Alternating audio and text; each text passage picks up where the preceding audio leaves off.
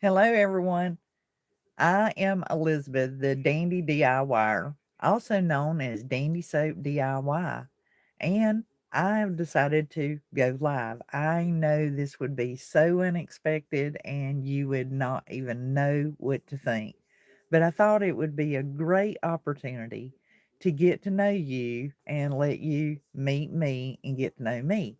Besides, I was having a good hair day. Isn't that neat information for you to know? So big deal, right?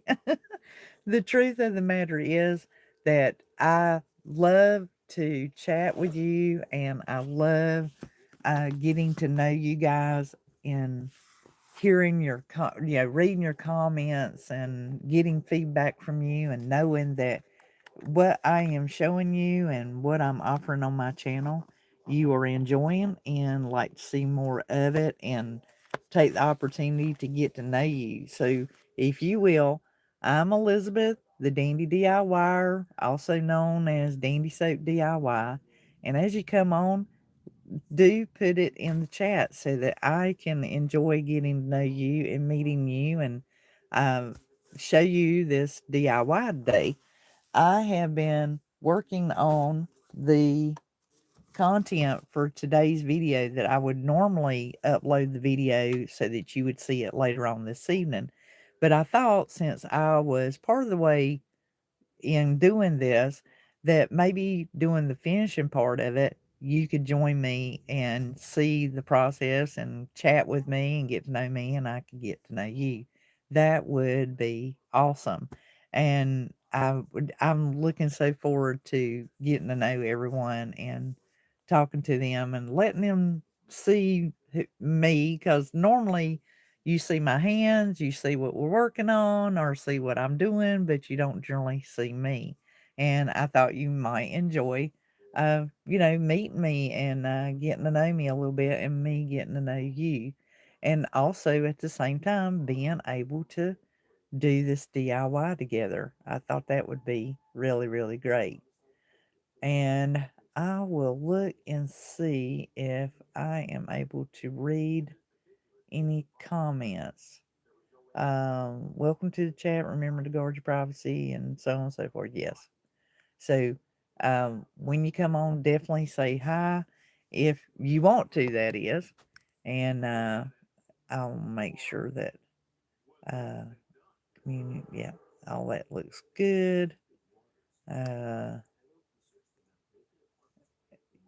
you can ask questions, like, what are you working on? I'll type that in.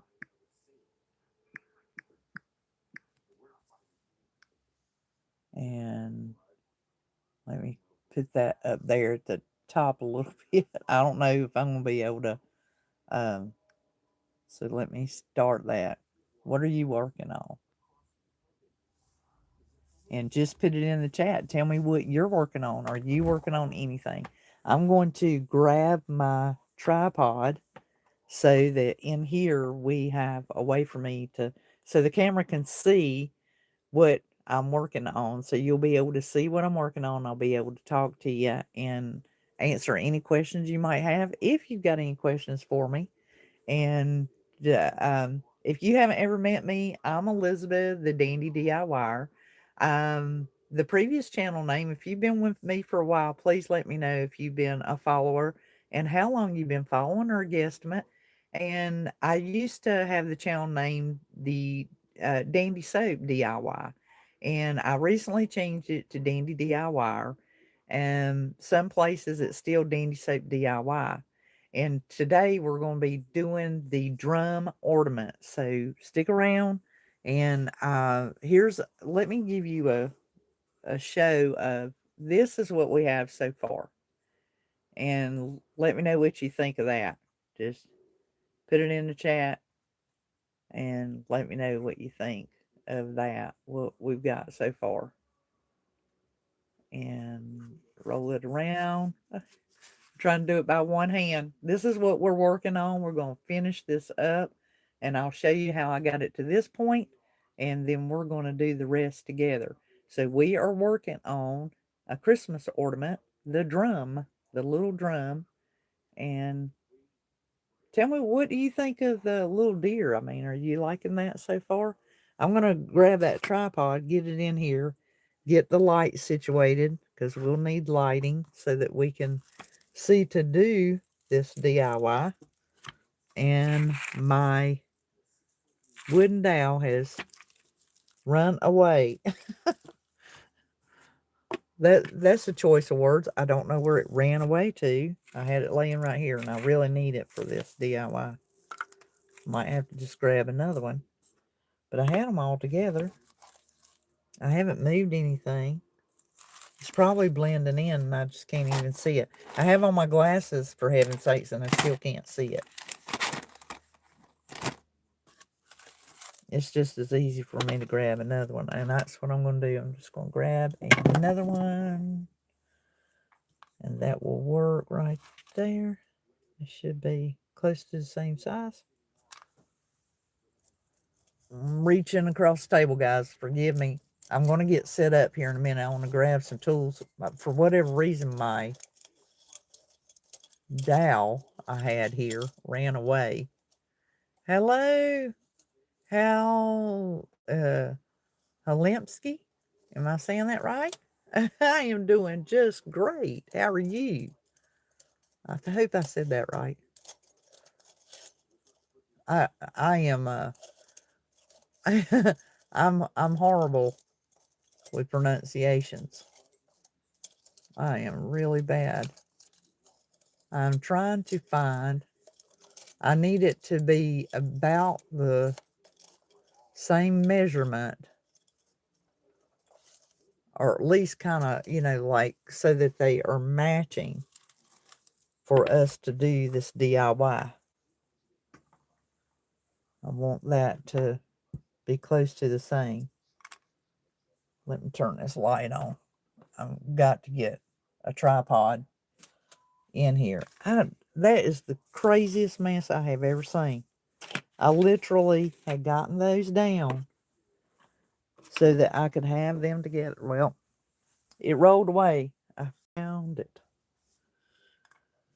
I knew it couldn't have went far because I just set every bit of that up so we can do this ornament. Let me show you what we've got so far for those of you who are just now coming on. This is the little drum ornament. This is where it's at this point. We're going to finish it up, but I'm going to show you how to get it to this point. Generally, I upload you guys a video and it would generally go up late this evening. But I had an opportunity to go live, and a lot of you have never met me, have never seen me before. Uh, you're not familiar with me. You've seen my videos. You've watched me give instruction. You usually just see my hands. And so this time you get to meet me. You can chat with me. You can ask me questions. Let me know what you're doing and what you're interested in, what more you would like to see. And I want to do this project with you. We'll do it together and show you how to make this little drum Christmas ornament. And I'm going to get my tripod so that I can set it here and you guys can be with me and we can do this DIY together. So let me try to get set up more efficiently. And I could probably turn off the TV, you reckon? It wouldn't hurt to either turn it down or turn it off. I'm not in here. Now I'd like for a little bit of noise go on in the background. How about you guys? I like to have something in the background. I don't like it deathly quiet. Tell me I'm not the only one. Is anybody still drinking coffee this time of day? I drink coffee all day long. That's my thing. I drink coffee all day long.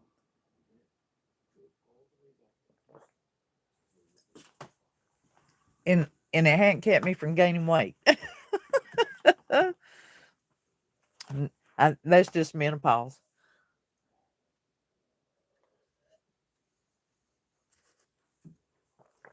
I promise you, this will be fun and it'll be worth your time. And I'm so glad you came to hang out with me. You're going to love this. You're going to love this. I may have to lower this. I've got one that clips, but it's going to just look at me, and I want you to be able to see the project. So we're going to try this, because if I use this one, this is like a go stick, then that way I can flip the camera around as well as be able to work on this, and you'll be able to see what I'm doing. I just need to make sure of which shoulder to put it over, because this one is my tripod that, you know, it can, you can turn it into where you tote it around. I don't have my one I can just sit there for a second. So I'm going to put it on the tripod here. Y'all hold on tight. I don't mean to make you sick. It is not my intention to make you motion sick. I promise you that. But I have to tie this thing down, and then I can make sure that it's adjusted. Because, alright, so I'm going to flip it around and see if you guys can see real well. I'll be able to read your comments and talk to you and listen to you. And if I have to, I will set this up on the table.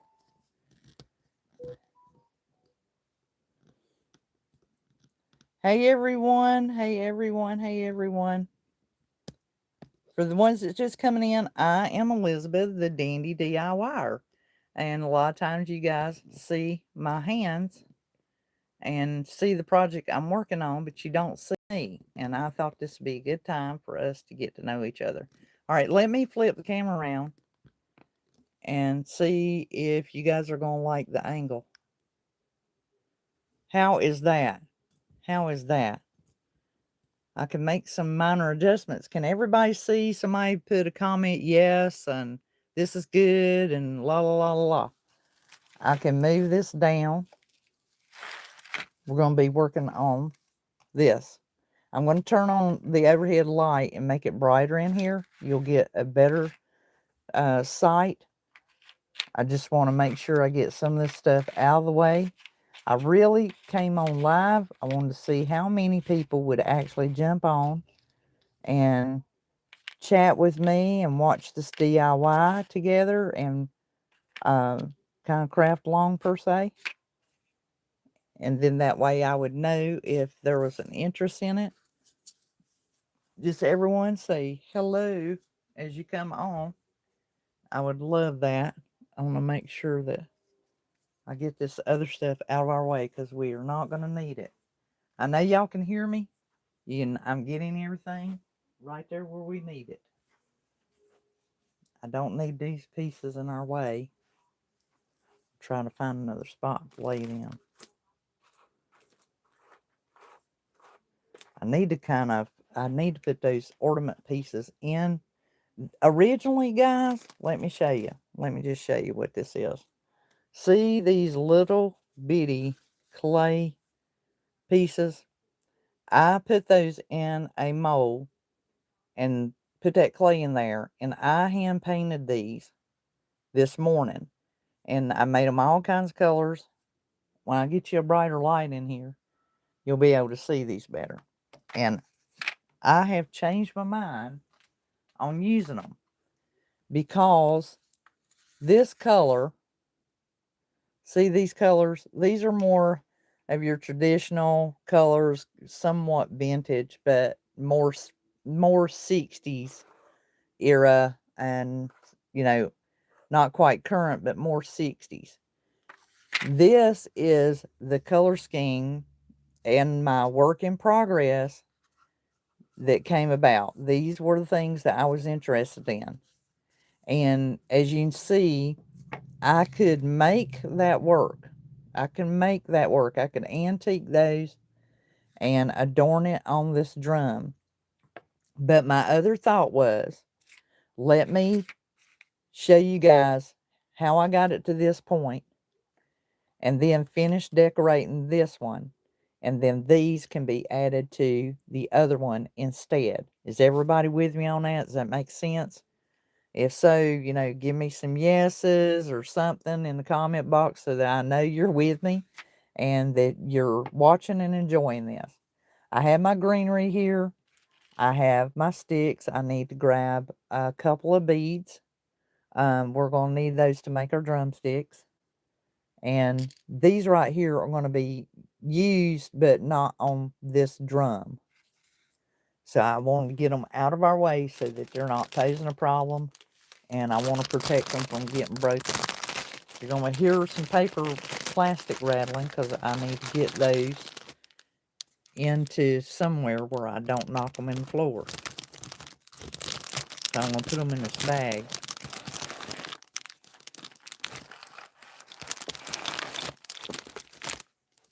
And of course I dropped a few. Alright, so we're going to do that one. I promise you though, you will. Okay, so I got a thumbs up, so that means somebody's paying attention. Somebody gave me a thumbs up. I thank you so much.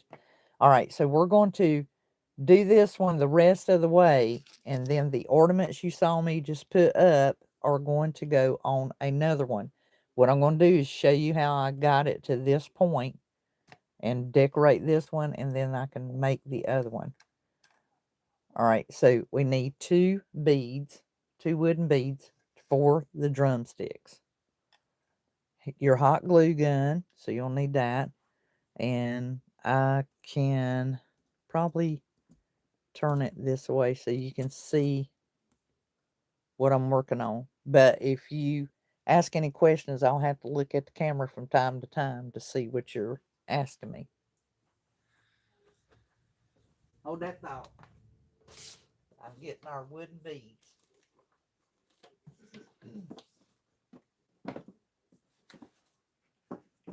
Just 2 wooden beads.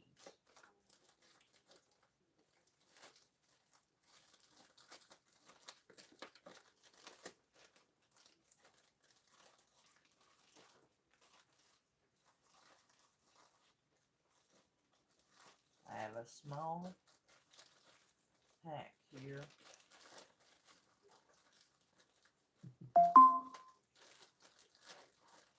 For what we're going to need anyway.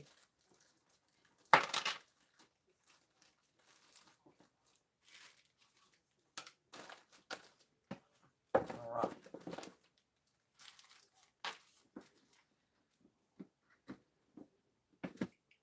Alright guys, I got my beads.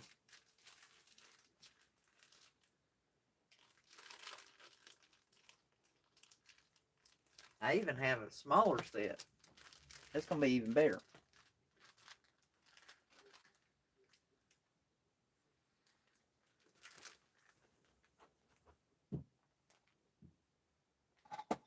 Alright, what that's for is so that it looks more like, you know, drumsticks. So you'll need like a couple of small beads. I've got a few different sizes in here. But don't sweat it. Even if you end up with this size, that's okay. It's your drum. It's not no contest. Nobody's going to judge you for it. See, I have these that are called the micro apples. And what's unique about them is they do have the hole. Now, the problem with it is I would have to drill that out more so. I could put it at the end of that skew and then just cut it here, and then you wouldn't know the difference. So there are so many different ways. Whenever you're making the little drumsticks, just don't overthink it. So I'm going to push one through that hole and give it a look. Yeah, so I think that would be just fine if you did the little micro apples. They would work too. If you have the smaller beads, and I do have this size, and this might be more appropriate for this size drum. Let's try it out. Get this out of the way. All we're doing right now is gathering these supplies. The rest of it will move quickly. Let me try these. These are the 8mm. Can you see those pretty good? And they will work as well. I don't know why that's stapled that way unless they've had this open already. Oh, yeah, they've got a pin here.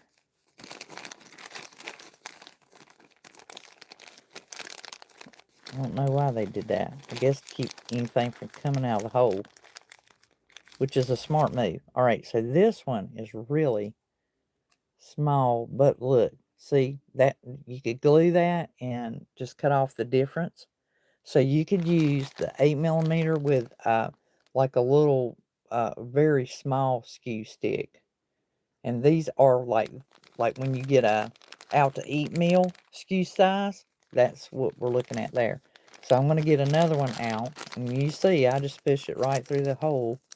I don't even have to break open the package. I can just literally slide that out. And I'm going to do just what they did. I'm going to pin that pack down so nothing comes out of that hole. That's a clever idea. I've never thought to do that in all these years. Just learned something new. That is just a clever, clever thing to do. So we got that. I'm going to keep those nearby because we may end up being able to do the other one while we're on here. So let me grab another like spool. Show you pretty much what I did. This one's going to be a little bit different though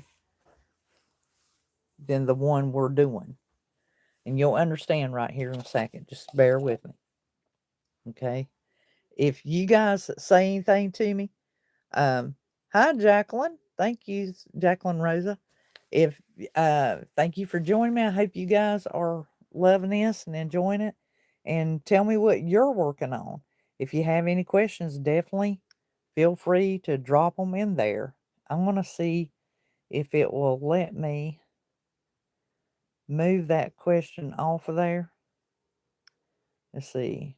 If I add, I don't know if it'll let me remove this or not. Yes, it's going to let me. Okay. So I had asked the question, what are you guys working on? And I want you to be able to see what I'm doing. Is anybody having any trouble seeing? I'm going to face that down. As I said, now, if you guys say anything in the chat, I will look back and forth between this and the table because, and I'm gonna change the setting on this on the legs, that way I can get it so that it's not being hit by the chair. I hope. How is that? Is everybody okay with that? Great, great, great. Just let me know. And like I said, I will change this back and forth so that you can see me. Let me go ahead and give everybody a last. I'm going to flip this back around. So, hey, everybody. I'm Elizabeth, the Dandy DIYer. And you always see my hands when I'm working. And you seldom see my face. You maybe seen some other videos where I was present in them. And I thought today would be awesome to do the Christmas drum ornament with you. I love your comments and chatting with you in the comment boxes. And generally, I will have uploaded the video so you guys can watch. Today, I had an opportunity to come live, do this DIY together. So I'm going to show you how I got it to the point it is, and we'll finish up the one that I've got halfway started. And then that way, you'll be able to sign off and make one of your own in just a jiffy. Now, some of you have followed me for many years, and if you will, let me know that in the comment box if you kind of have an idea how long you've been following me. If you were following me when my channel still read Dandysoap DIY, and I just recently changed it to Dandy DIY. So do let me know if you're new to me or vice versa if you've been around a long time. And I'm going to switch camera around. let's get started on this DIY of making the Christmas Little Drum Ornament. Here we go.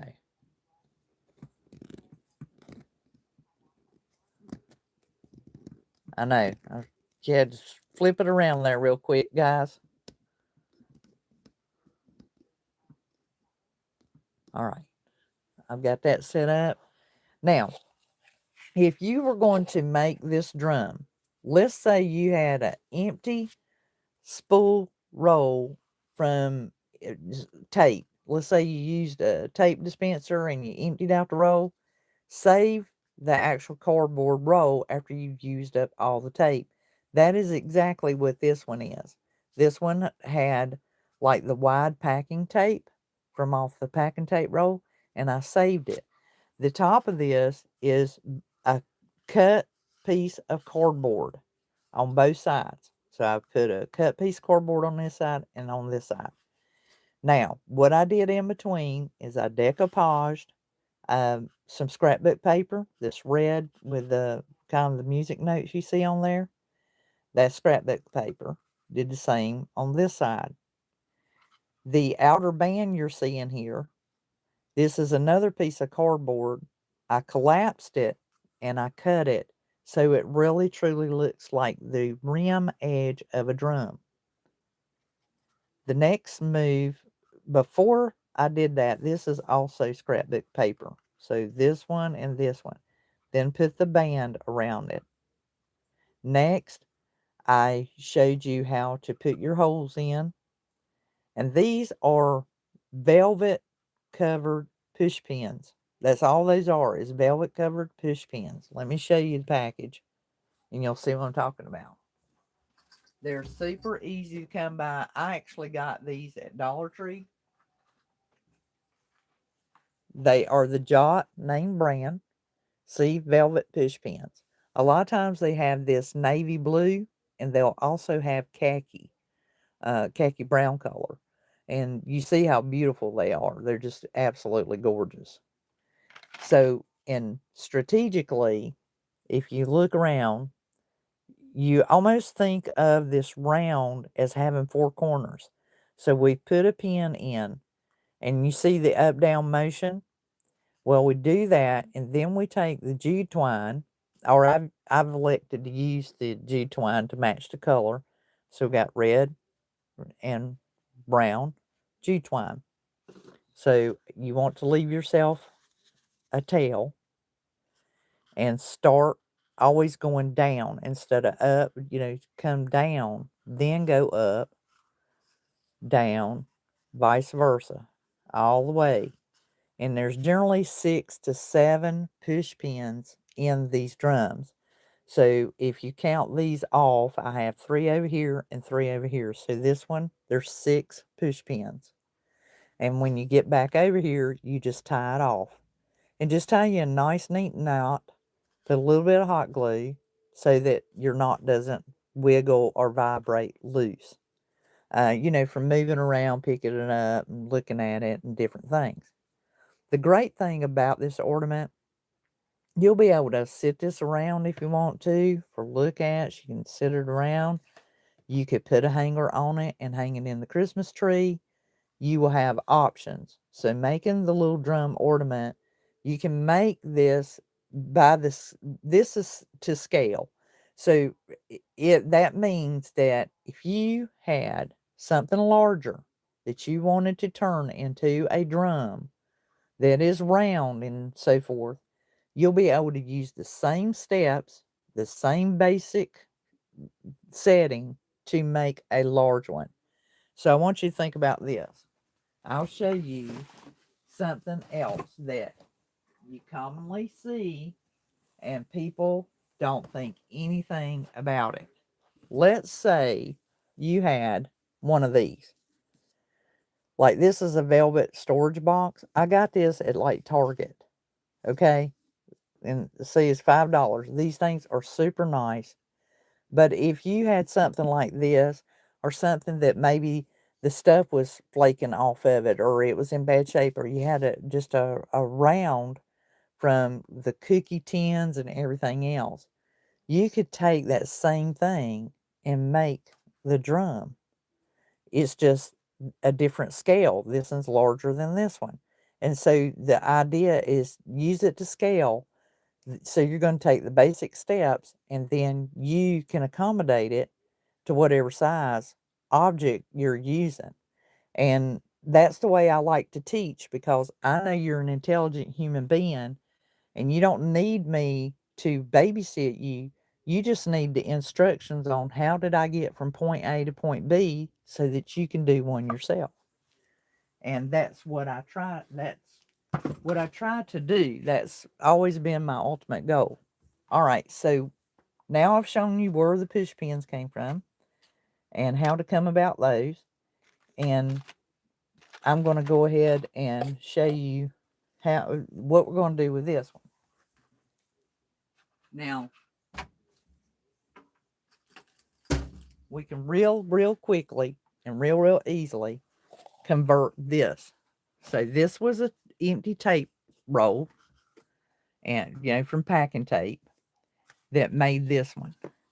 Here is an empty ribbon spool. Now, clever enough, we can take this ribbon spool if we wanted to, and we can make it into a drum really easy. Because once again, we're using that roundness, and it's our bases. Hey, Tammy. I think I say your name right. Tamiz? Tamiz. So hello and welcome. So let's say I wanted to tear this part off, and that's really because this is going to get in your way. So you want to go ahead and take, this is an empty ribbon spool, and you can achieve the same thing. It's just going to be a skinnier, taller drum, but it still works. Well, generally these things are willing to come off. You guys know that. You'd be trying to get your ribbon off of it and the whole thing wants to fall apart on you. It tickles me how them florists do not fool with trying to undo the little cellophane, little tape, and take little cellophane out from around the ribbon. They literally just rip off one of these ends, take off the ribbon. It trips me out every time I watch one of them do it. I'm like, wow, I really want to be that reckless. I just want to just like throw all caution to the wind, just rip that off and go to it. What a joy to be able to do that.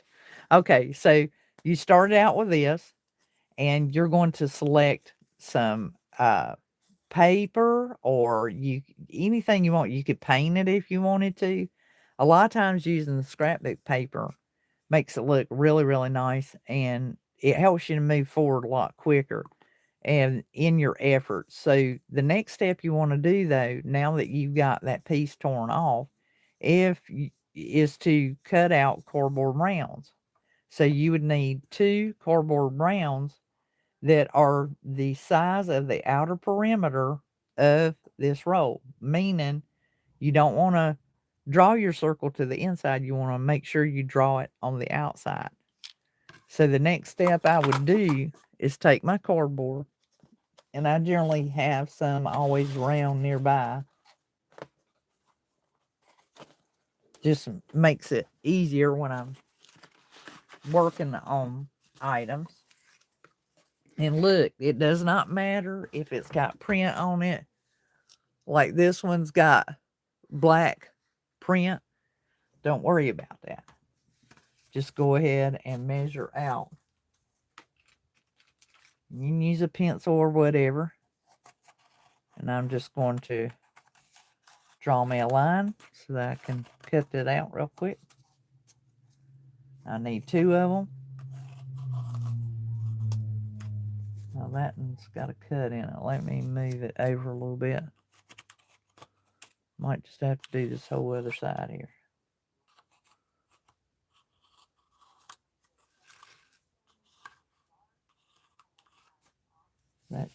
Let me just do it over here instead of arguing with that. Sometimes that happens. All right, let me see what I got there. I still missed it. Heaven's sakes.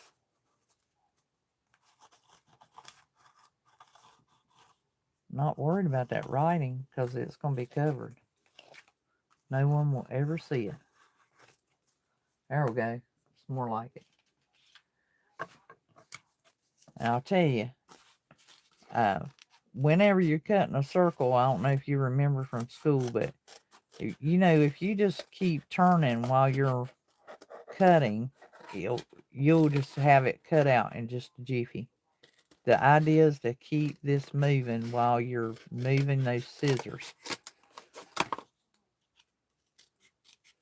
And then that way you got your circle cut. So that'd be for one end. See how it's going to fit just right on there? And so far, so good. And then we're going to cut out a second one because we're going to need that for the other side.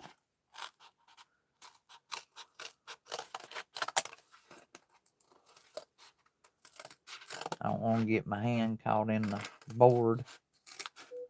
It's just easier if I just keep going with it.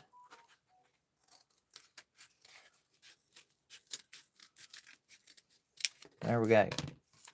So now we have our circles cut. And we'll be able to get those glued on fairly quick. And you want to, like I said, pick you out some scrapbook paper. Something that will be suitable for what you're wanting to do or what color scheme you're wanting to go with. I may actually grab the Christmas paper and do this one. So the first thing I want to do here is I want to go ahead and glue this on because we want to get it to this point. And this right here, guys, this right here is one of the IOD stamps. This is actually from the, let me tell you the name of the collection on this one. It's called Christmas Wishes. And it is the IOD stamps. So here's the IOD Christmas Wishes stamp. And right here is the deer. And as far as I know, this is still available. This just was issued this year for 2025. And you should still be able to get the stamps. The awesome thing about this one is you have all of these. You've got Santa, you've got the big face of Santa, the tree, snowman, there's ornaments, the candy cane, 2 different versions, and then you have the little girl wearing the angel wings, and then the saying, you know, wishing you a joyful Christmas. It also has the mask in there, so I'll go over that with you another time rather than driving you nuts. But right here is a picture of all the stamps. So see the ornaments there? And here's some examples of what they did. That is beautiful. I love both of those. That's really neat. So let's hop to it on this.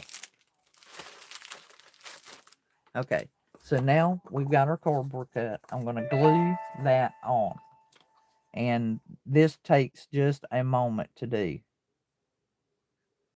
It happens real fast. And I just stay right on that edge. This is an empty ribbon spool. And these just are so handy. I make the snowman top hat with these. You guys who watch my channel know that this is like one of my favorite pieces to use because I repurpose everything. I just find purpose in all of it. Everything has a purpose and can be used for something, some way or another. Is everybody enjoying this so far? You're able to see what I'm doing, and everybody's liking this?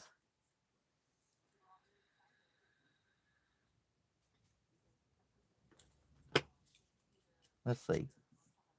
We want to put this one on. We'll get this on here pretty quick.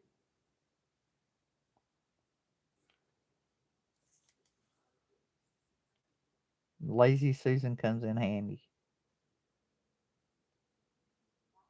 If you ever get a chance to buy one, look for one at a thrift store, or maybe your grandma don't want hers anymore, or your mom or somebody.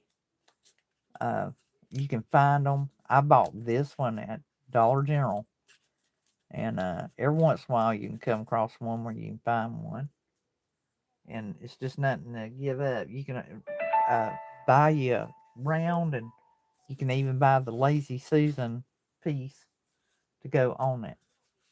Now my top one up here, I think I want to trim this back a little bit. I want it to be flush with the board, the spool, and that looks well and fine to me. Now basically what I did is you could wrap this, you could paint this, your options are endless. But I have been opting to put scrapbook paper on mine. Now as you can see, the colors that I have selected for this really made this a more 40s, 50s type of vintage. And when I did my ornaments, they ended up being more in the era of like 1960. They're clay, and I had shown them earlier. Let me show them to you again. I put them in here so I wouldn't lose them or break them. These are the ones that I painted, and I put them in this bag so I don't knock them all over this table. And so I could make it work. I could antique them and make it work with this drum. But I really, really loved that deer. That's what I was after. And what I did is on the opposite side, I put the deer, but it didn't take as well. So I put 25th of December on there in the stamps. And I used the tomato red by OD. And of course they're black. So there's the tomato red that made the 25th, and then the black. And I just put these ornaments out of the way so that I can focus and have more room to work here. Now, the drum, the little ornament drum, as I was telling you before, wrapping the jute twine around those tacks. Now, these tacks I took, once I pierced the hole into the drum, I put a little bit of glue, laid the jute twine across it, and then pushed the pin back through the hole.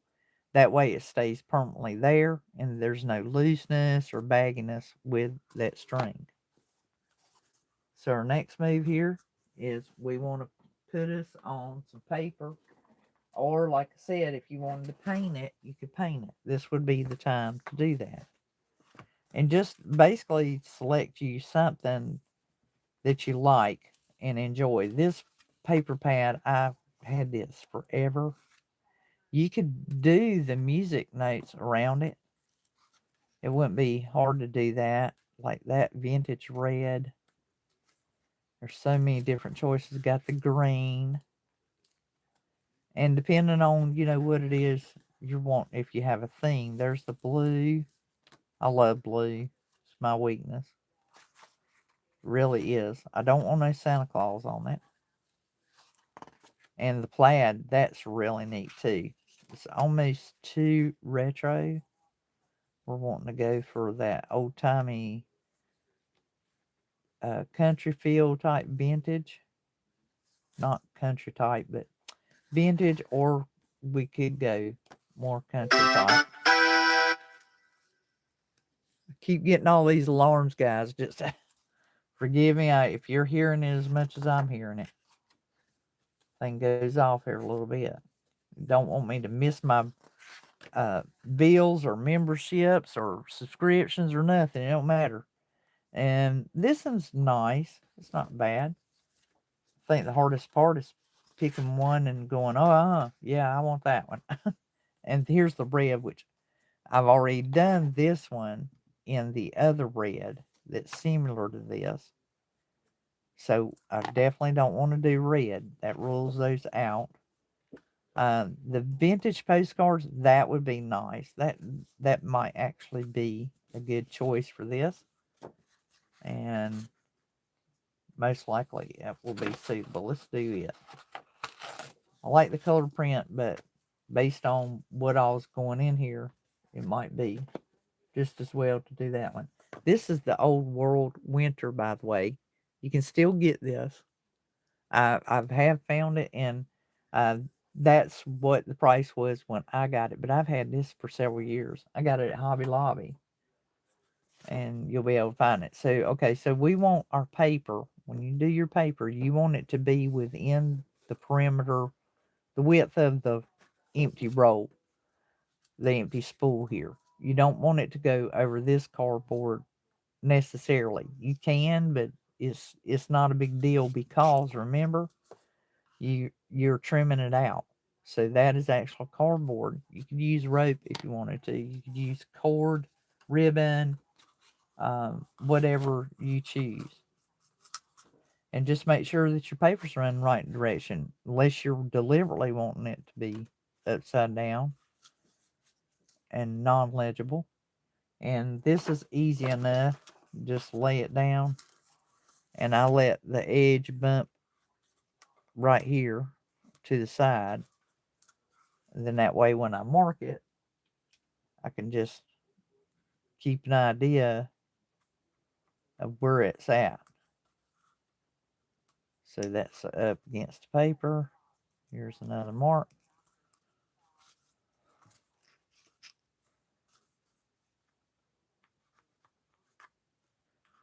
And I can line those up.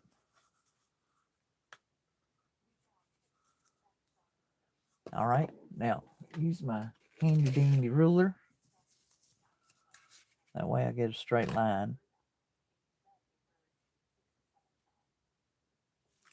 Make sure I got it turned the right way.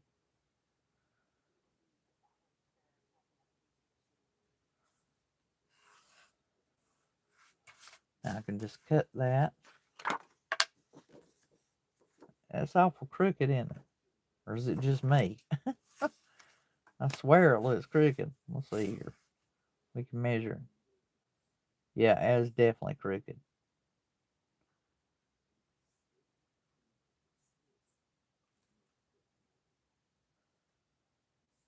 Just a little bit, but still enough that you can tell it.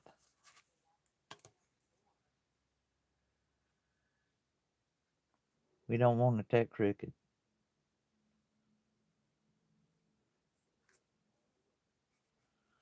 All right, try these points.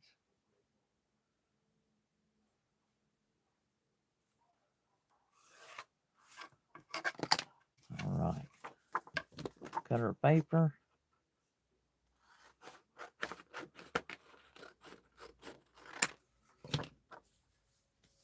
That should be about right.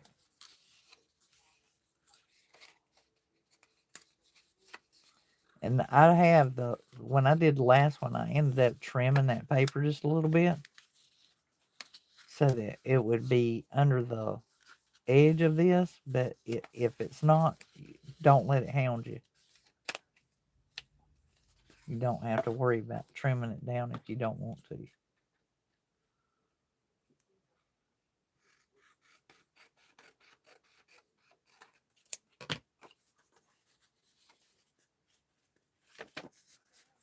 And I'm going to cut one more piece.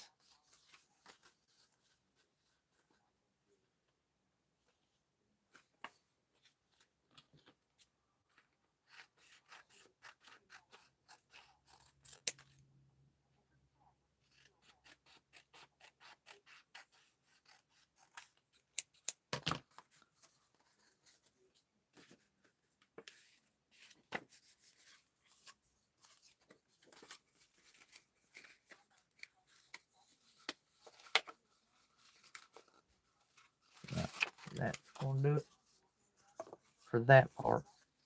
Now that's just the round, the outer. We got to do another piece or two for the ends. And that's just a matter of selecting whichever one you think would be best suited for your theme and what you're doing. Because we are working on this project. I'm showing you how I got it to this point. And so we've now made our per se drum form is done. So I'll leave him there so you can see what we're working on. And now I want to pick some paper to go on each end of that.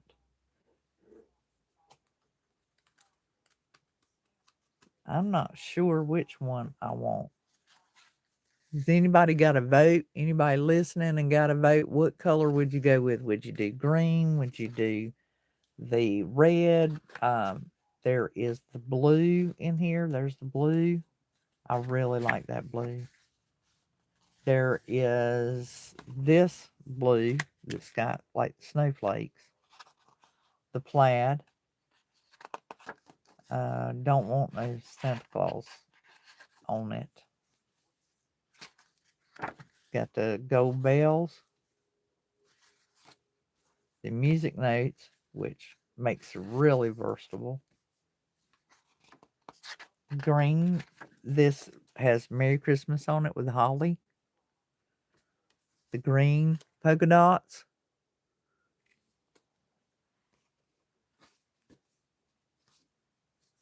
Right there's the snowflakes.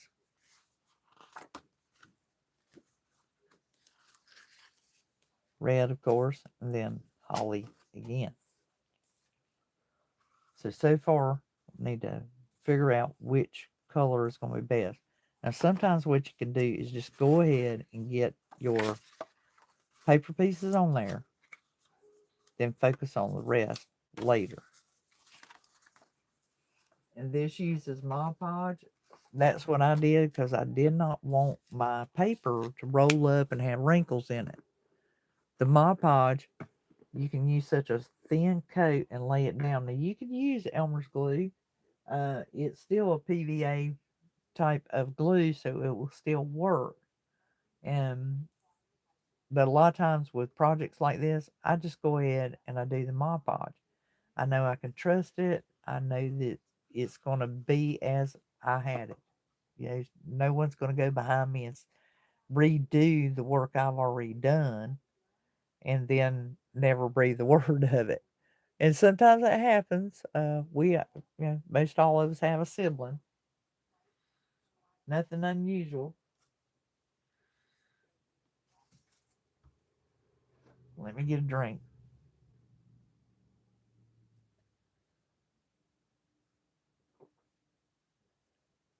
I may end up having to fix me another cup. All right, now I need to get me a paintbrush here so I can put my Mod Podge on. My favorite one, dependable. Always the same one. Me and this brush have been around for years. We've done a lot of work together. Mod Podge is just one of the things that we do together. We have really, truly put a lot of sealants and protectants on stuff. It's just amazing stuff. Stay with what you know, what works, instead of reinventing the wheel. Okay, so now go ahead and get that laid down.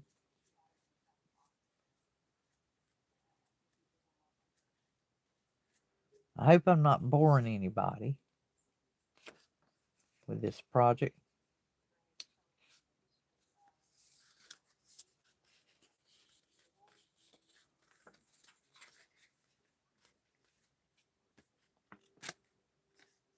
All right.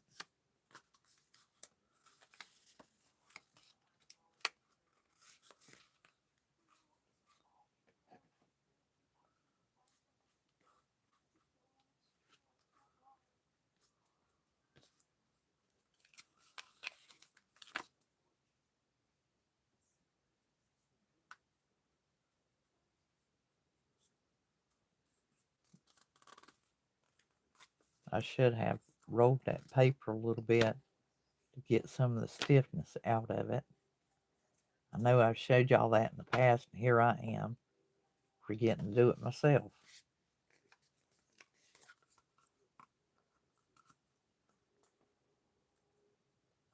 just take the slightest amount.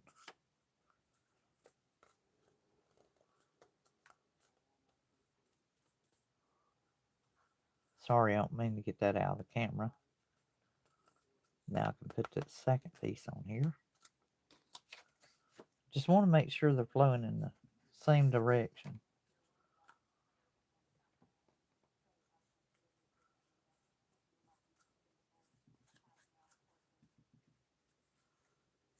A lot of clams.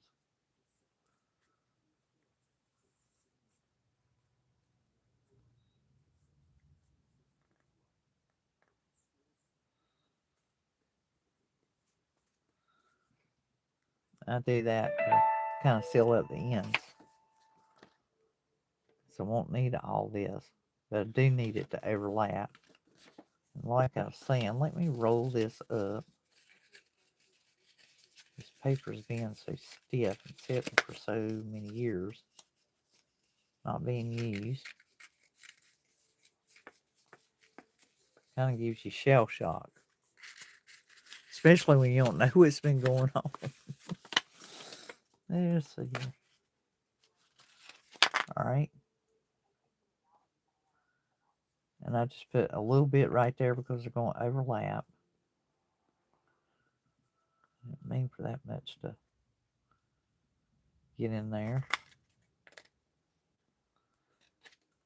And just make sure that your print is running in the same direction.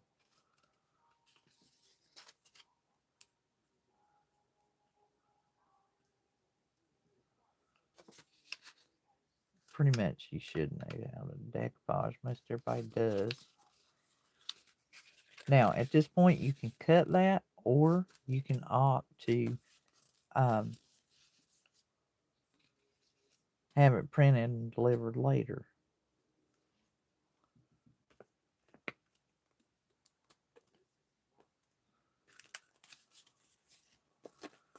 And then all I have to do is cut off this difference.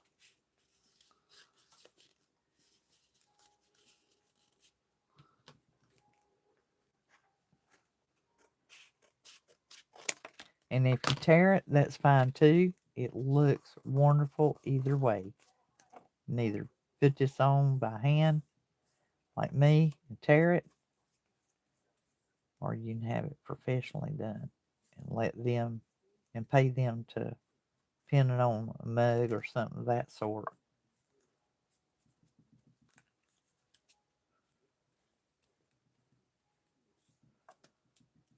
So just decoupaging. This will be the ball ornaments.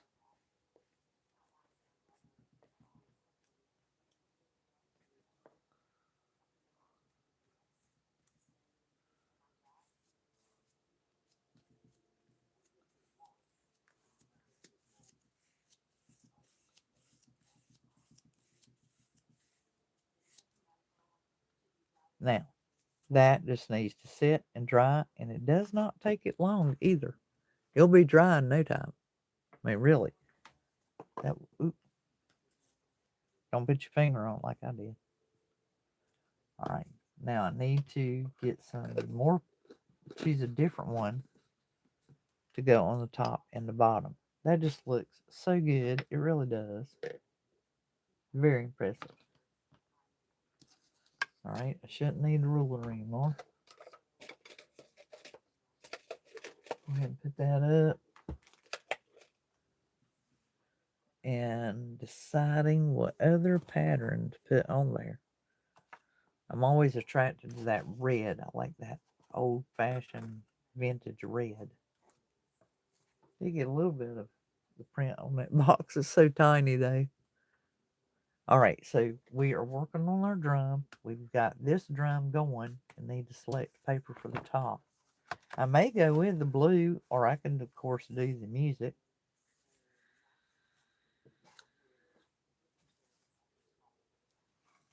The green was really good, pretty. I like the plaid, but now that I've got those Santas on there, it's more Victorian era, so I need to choose wisely. what they may like, what they don't like.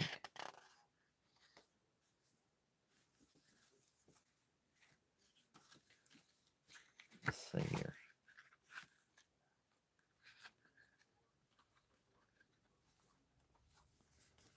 Well, that's the bells. I think all that's a lighter color. Let's go green. Let's see, let me see it green again.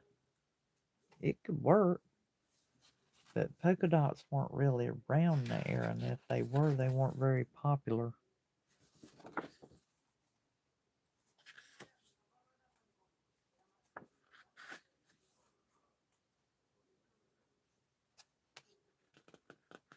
I know it's kind of quiet.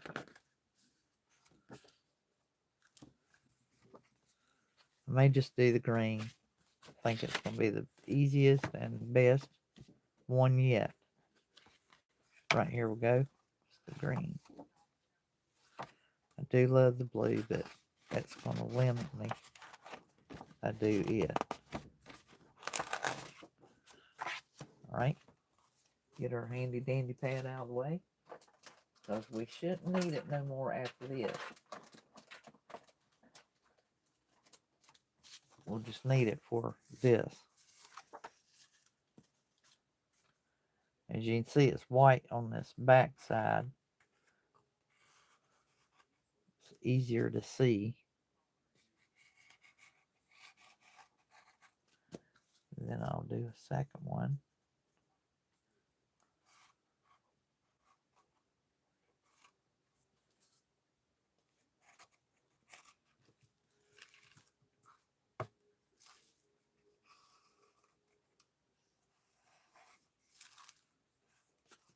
Looks pretty good. I don't know how that line got missed, but it did.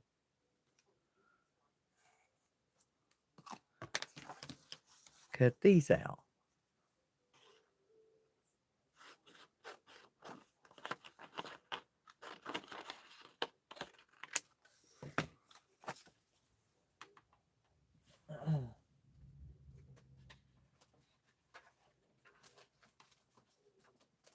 I save all these pieces.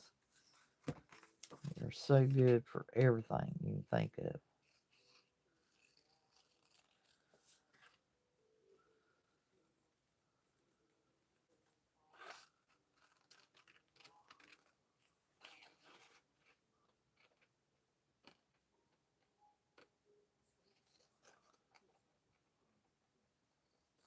All I'm doing is just cutting my end pieces out. And I can do it faster if it's closer to me, but that didn't help you any. You can't see what I'm doing.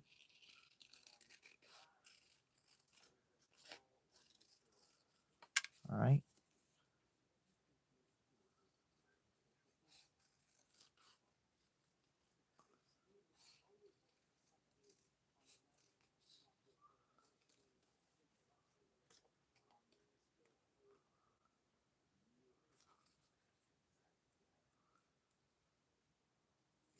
Now, just basically glue these to the top of your drum. I've got one that's kind of like running oval. Yeah. Let me just make sure it stays right there. Now remember, if your edge of your cardboard is showing, peeking out, do not be alarmed. This is fine. If you're seeing that edge, it's fine. All this will get taken care of, trust me. It'll all take care of itself. As they say, it comes out in the wash. So this will. It will truly, truly work out. Alright. Get this on there.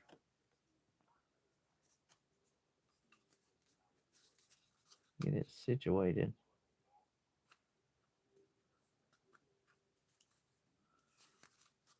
Oh. It's wanting to spring back on me. I am aware that I got this little spot over here.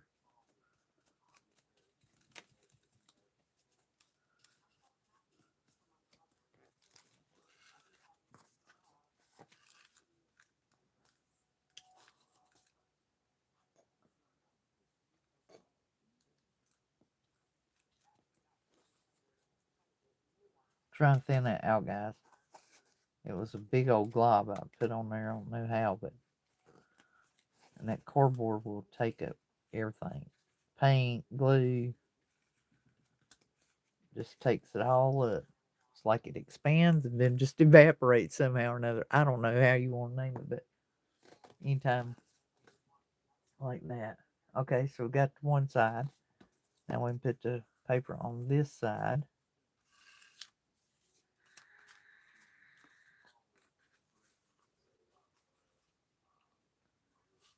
Oh, sorry guys. Just I'm trying to, mine's kind of crooked there. If I get it closer to me, I can see it so much better. I'm just going to go ahead and do it like this.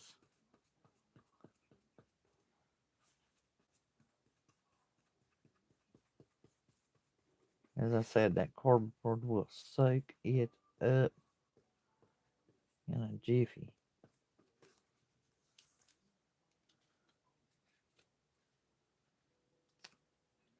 All right, got our ends going here.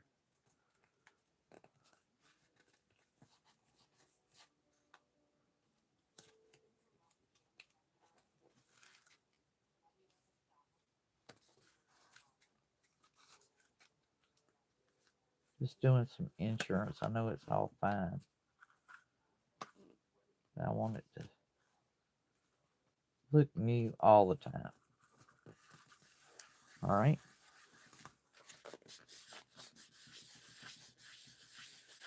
I am moving as fast as my equipment will let me. Now, unlike that one, see, this one has the beautiful IOD deer head stamped on it, where this one, I'm not going to do that. I'm just going to leave it just like that right there for the time being. I'm not going to put the deer on that one. Put my Mod Podge up. Has anybody got any questions so far? I mean, I'm sure everybody's been able to follow this as slow as I'm going. Does anybody got any questions or anything you would like to ask me? Uh, you know, getting to know me. Anything you want to know about that?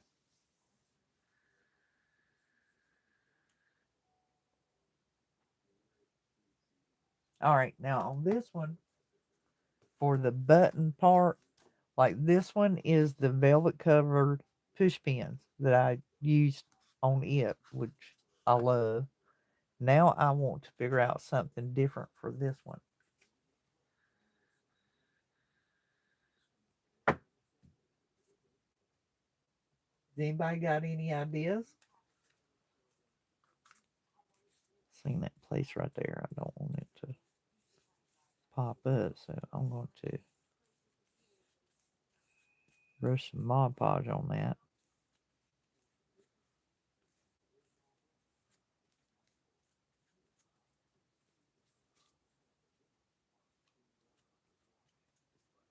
I know I'm getting out of the camera. Don't mean to, but I'm trying to get it closer to me so I won't be pinching a nerve in my back. All right, now I need to put this brush into a cup of water or something. Since we are in here, I don't want to jump up and leave the room. Wonder where I got lost to.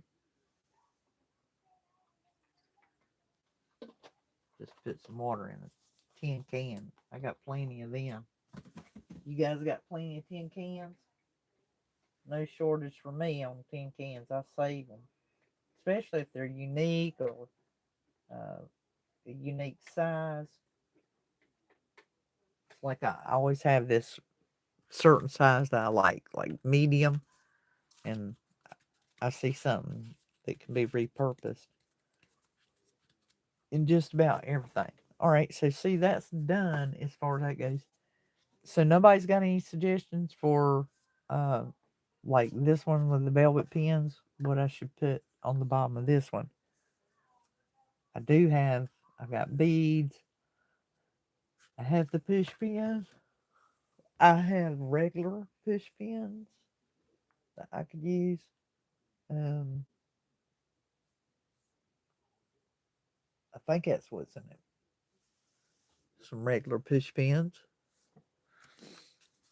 And you can use it all if you need to, but a lot of times I was able to just push those in without a problem. And so while that is drying and still the debate on what to put in the holes like this one, um, because like I said, you can make that hole and you can just push that in. I want to put an edge to make it look more like a drum, so I need to get my corrugated board out again, which is basically my cardboard. I get it wet and then I cut it in half or cut the pieces I need. All right, so see like this big good size one, and just go right here, almost an inch, maybe 3/4 of an inch.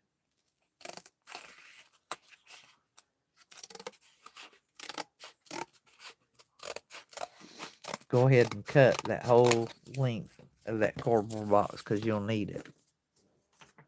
You will need it. Now, next thing I'm going to do, the corrugation in here, you want to press it down. And that's real easy to do. As you can see, it just gently collapses without a problem.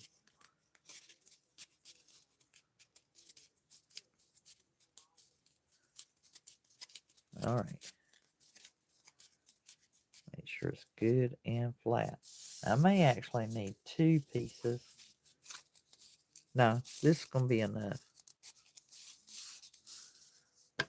Now, a lot of times you'll paint it before you put them away.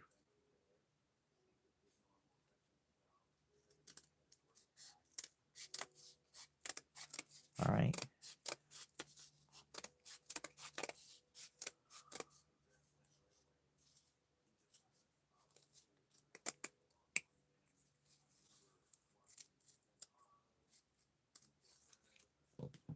All right.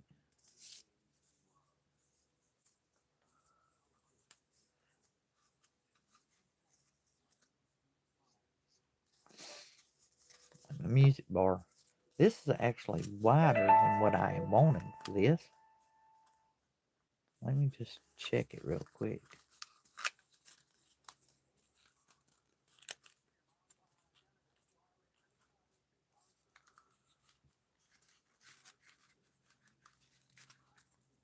I'm working it, guys. I'm working it. Bear with me.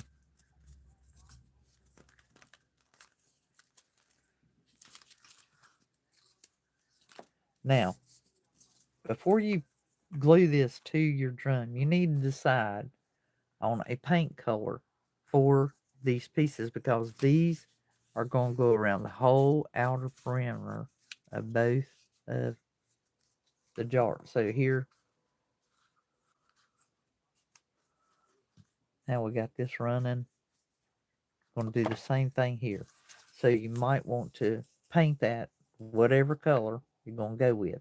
This might actually look good with, I'm sure there's a lot of people who are into the gold.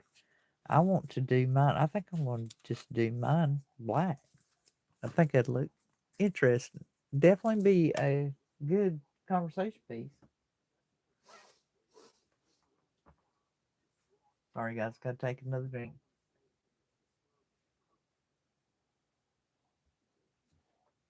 All right.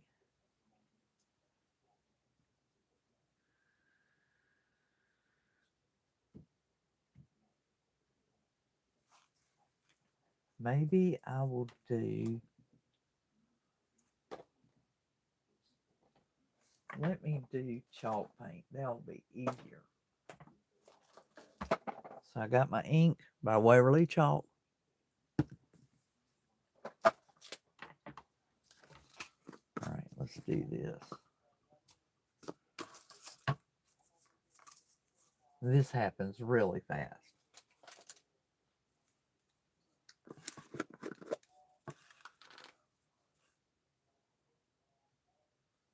Cardboard takes up the paint like real quick. Lickety split. I'm going to put it down here because I want to keep my top up there pretty clean. So guys, I'm just painting my little cardboard piece here. And it soaks it up so fast, usually by the time I just get a few inches down, it's done already dry.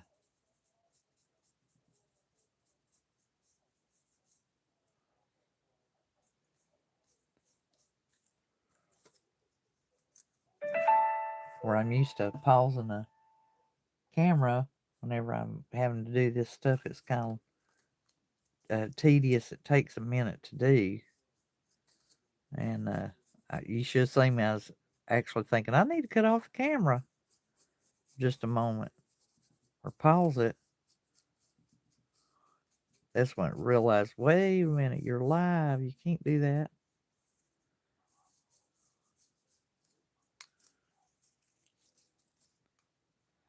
All right, we're getting in the home stretch now.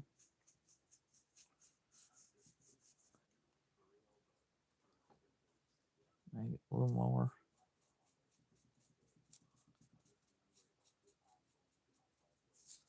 Okay, so there's the one down.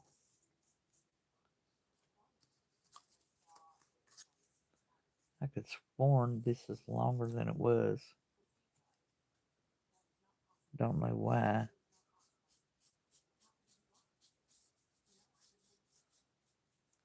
I don't remember us getting any free rides. And like she went back and played a sport. Well, she's young enough to be my niece. A lot of people do call her my niece, but she's actually cardboard. Just like these candy canes and stuff.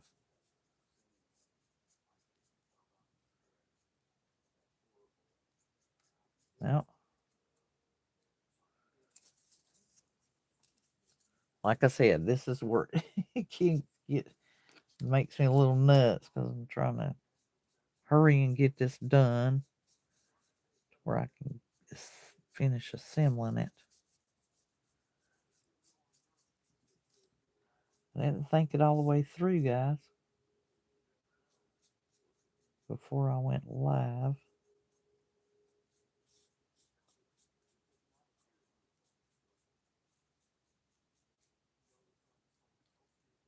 Well, not so worried if it's a few little spots there, as long as ain't no big area without paint. I have black paint everywhere.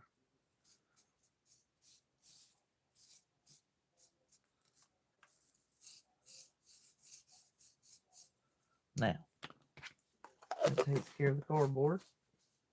And like I said, this cardboard is a little bit wider, and I can always cut it off and trim it, but I want to hold it up to my project first to see if that is going to be suitable, or if I really do need to cut it down. Yeah, I think I do want to cut it down. There's like a little edge lip right there that may have, well, we know it's, oh, never mind. All right, let me make this a little bit narrower.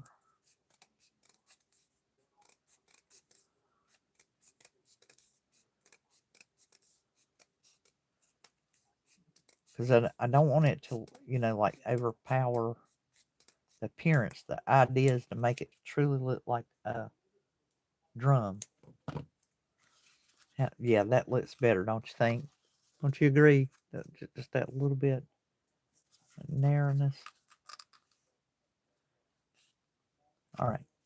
And I've already got my paper put together back here, so I'm just going to take advantage of that. So just go ahead and start gluing that strip on.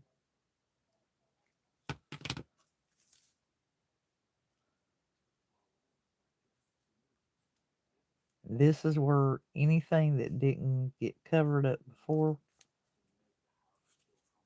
will be covered up now.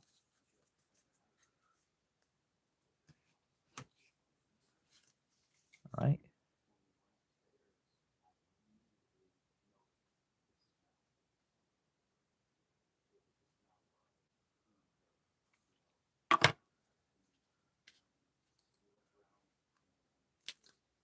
Now remember, we collapsed that cardboard, so you might have to tug on it a little bit to make sure it doesn't draw back up. It wouldn't be unusual.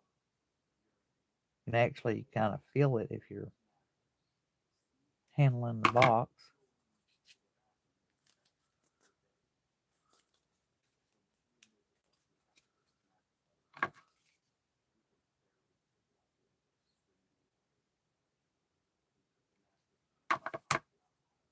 All right. Almost. Let me go ahead and pre-measure that.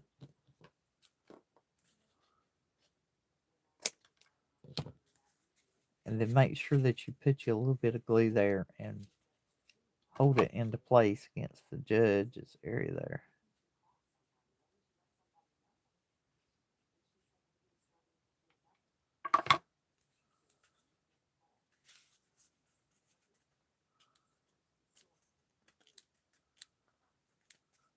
And I'll touch that up with some black paint.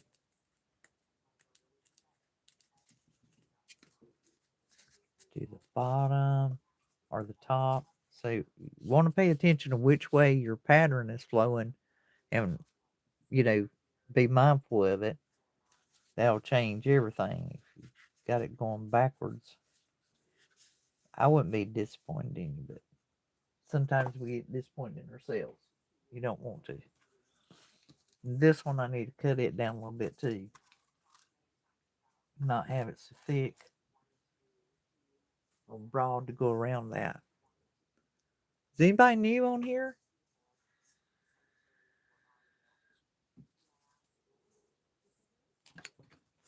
You're welcome to say hello. Also, let me know if you too are a reseller or if you have a channel here on YouTube. Um, when do you have shows? That kind of thing.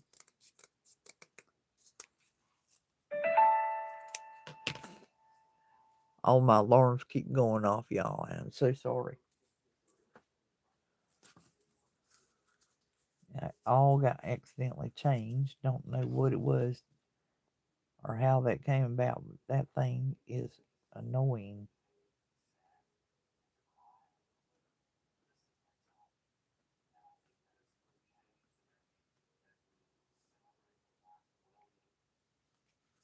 Let's see here. Just make sure you get it up there really close. And I always mash on it, even though I've collapsed that cardboard. Still want to make sure it's good and tight.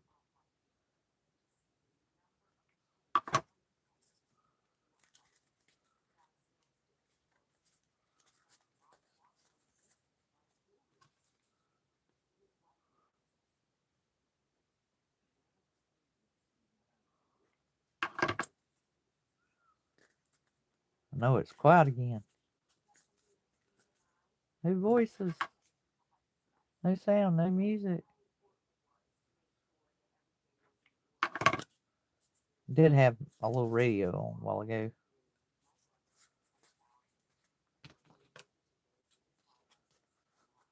Measure it to the end there. May have even gotten that closer than the other one.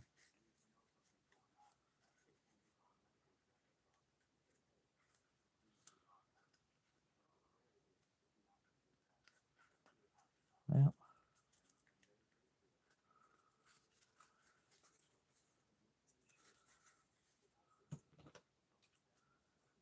Try a little bit more.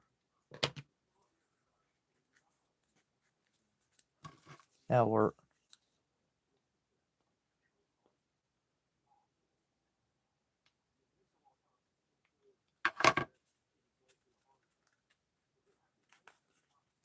Just hold it down with my thumb. And that way once it cools, it's set. Oh, it looks like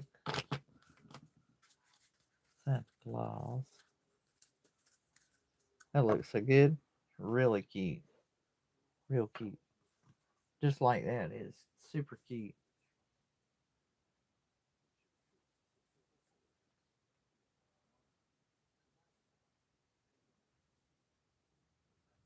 That glue on my fingers. Alright, I need to paint. I need to knock the paint out of this brush.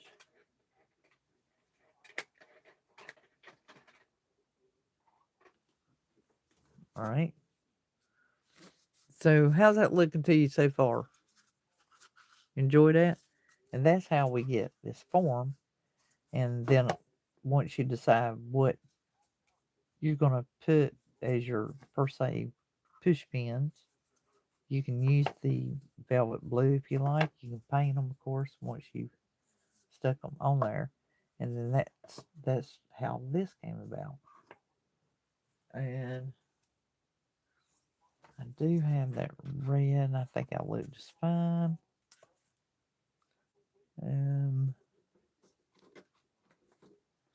Grab my bucket. Sorry, I didn't mean to knock the camera. I need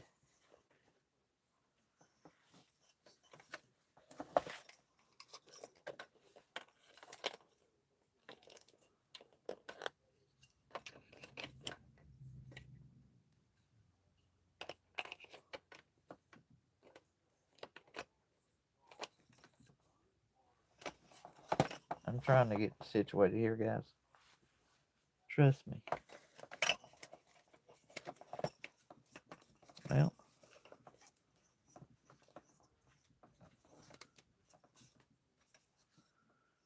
I still got my jute.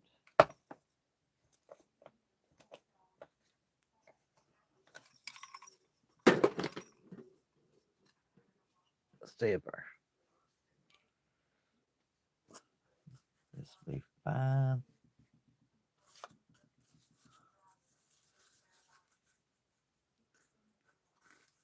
What do I do with my pins? Don't have my straight pins in here. Oh my goodness.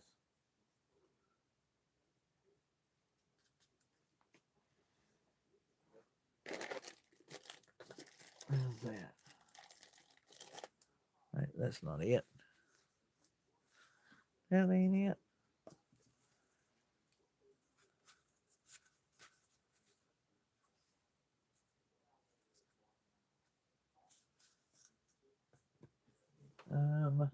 Let me see if I got.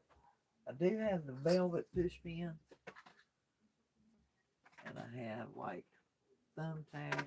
I wonder how the thumbtacks would look, even though that drum is significantly taller. I don't want it to overpower it, as I was talking about before. Let me see what this yields me. Just curious.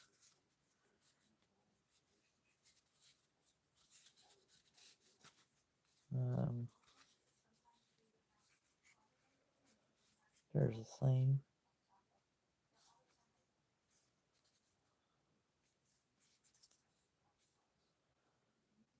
These things are so sharp. They'll just go right in there. See? But hold that thought, because we still need to put the cord underneath it. Now, you're going to have one that's up. So you're going to go at an angle. You're going to have one that's down.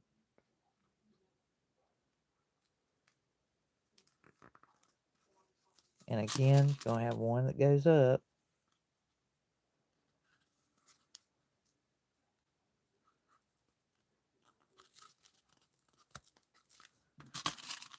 Alright.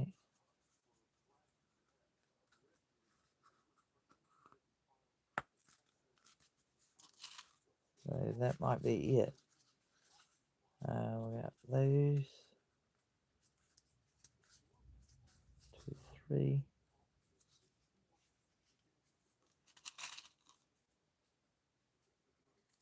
Well, let's see.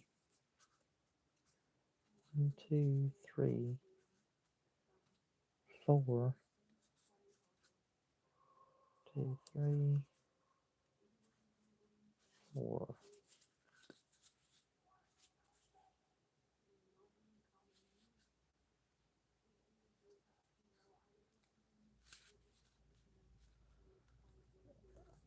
Pushing, pushing, pushing, pushing, pushing. Got stiff. Now, as you can see, I got an extra one up there. Don't sweat it, guys. What you'll end up doing is the same thing I did on here. End up moving them. I don't worry about those because, well, no one's going to pay it any mind. Even if they did, think about it. It gives it that vintage vibe to it by doing that. All right, so I'm going to move one of these. I'm going to put one in the center and just divide the difference.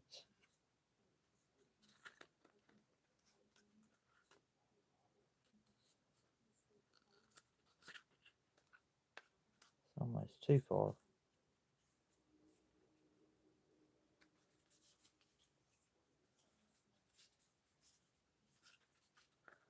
Just going to have to put an extra in there.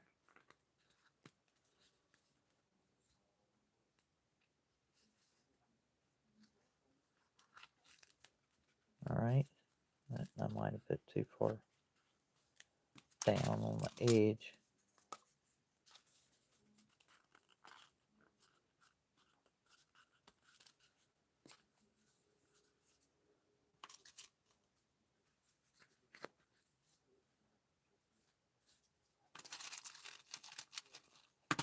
This one's actually going to have more pins in it.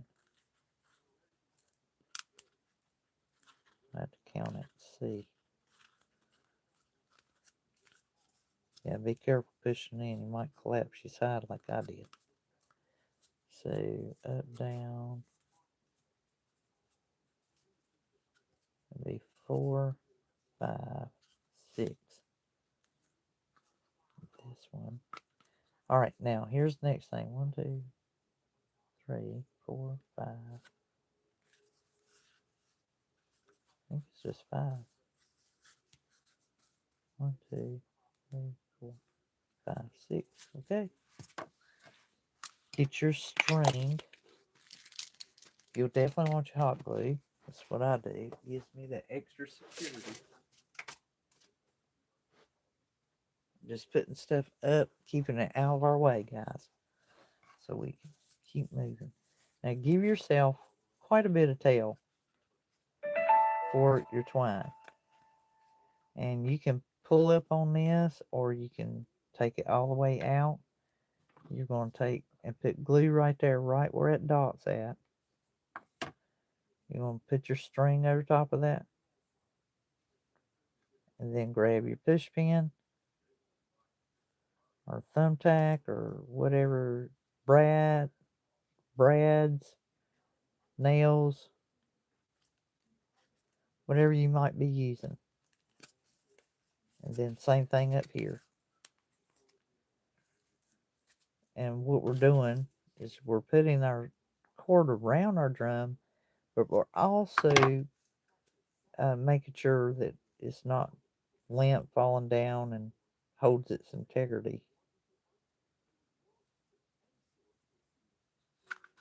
Which, I don't know how I keep missing the hole. Hurry in. I know it's here somewhere. We just put it in there. There we go. Then you're going, so that one's down, up, now back down. And just do that till you get them all done.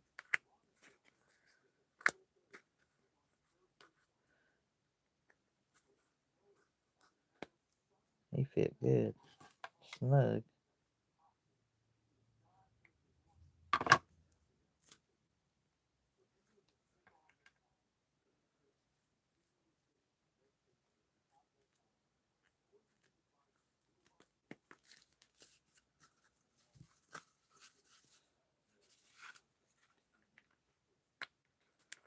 just love it when it ropes on there. It looks so good.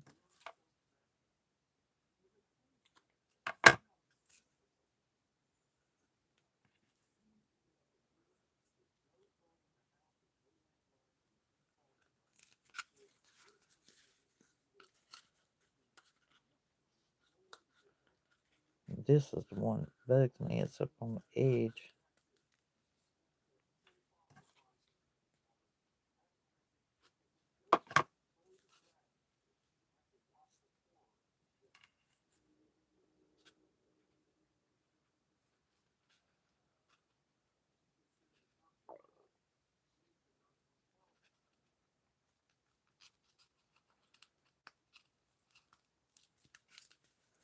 Alright, now we're back over here where we began. So we still need to do that cord up there, because that extra one.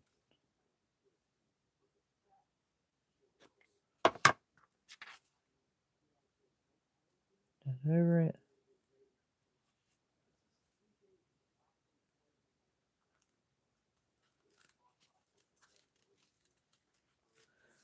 And what I do is I literally just tie the G-twine. Just tie it on there. And you want to pull it this way so it's running the same way that your cord is strung.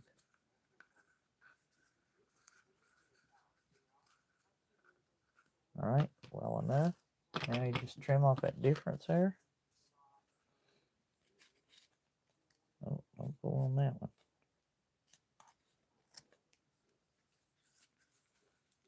I don't like how baggy that is.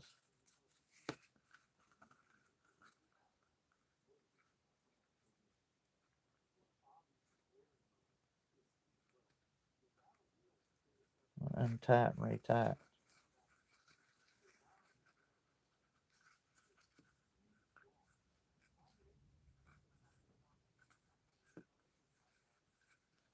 Now I wind mine around twice. That way it doesn't slip on me when I pull it. That's not limited to just this G-twine. That's your tennis shoes or anything else. You can kind of something you're tying up, bundles.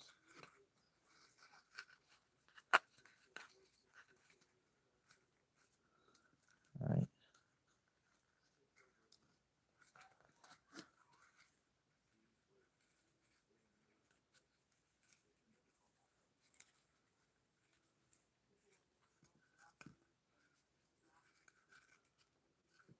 Alright, now we can trim it. And I do take a lighter. I have taken a lighter to the last one and gotten that fizz. That fuzzy wuzzy.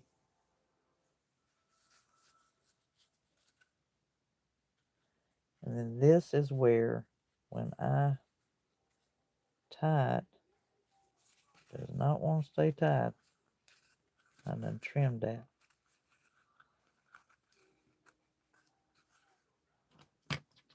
This is where glue comes in handy.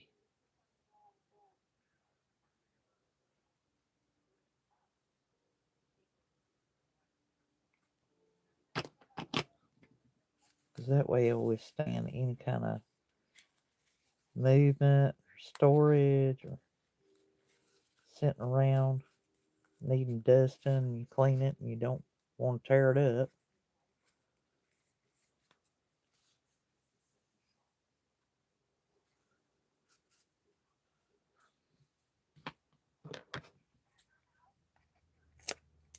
Okay.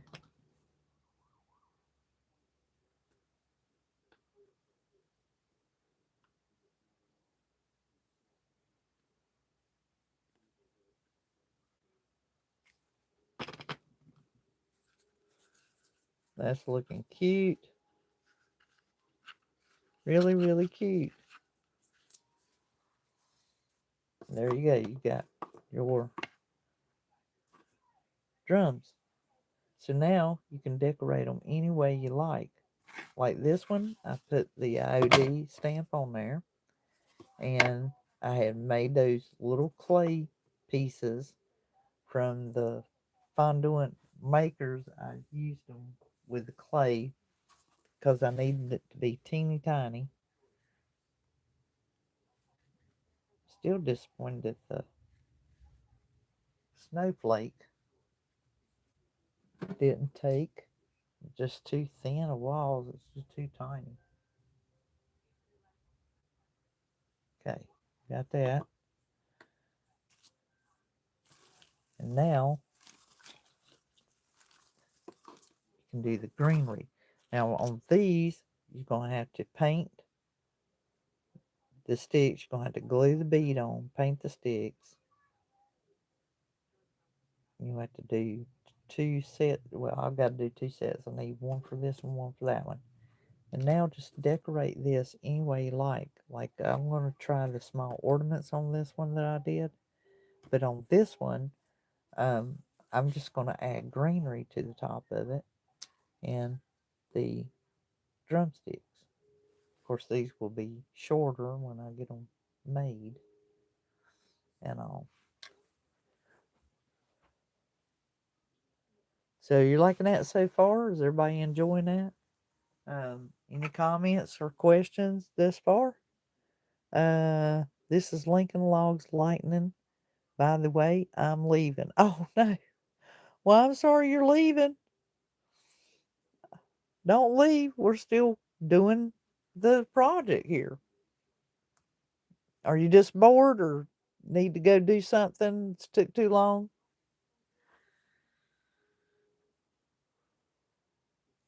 I promise next DIY we do live, I will be better prepared. I'll make sure I've got all my supplies together and we can jump right into it. And then that way it'll move swifter and a lot faster and won't burn up so much time.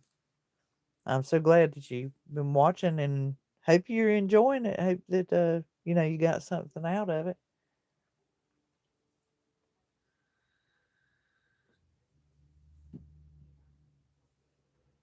I know that I need to fix me something to drink.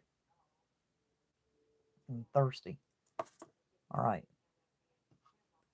Um, Now to do these sticks, I'm going to go ahead and glue that because I can paint them. And for this drum set, I'm going to use my cutters here.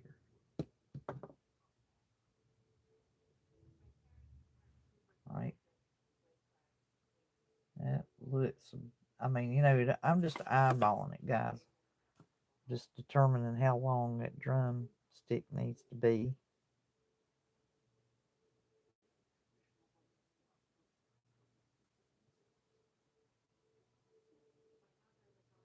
I'm going to say that'll be long enough right there. So I'm going to take roughly an inch and a quarter or so off of these.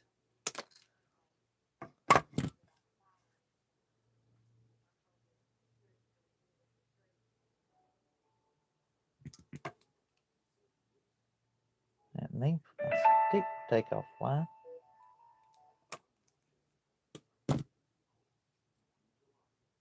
Alright, that'll take care of that. Now I can just go ahead and put that glue on there.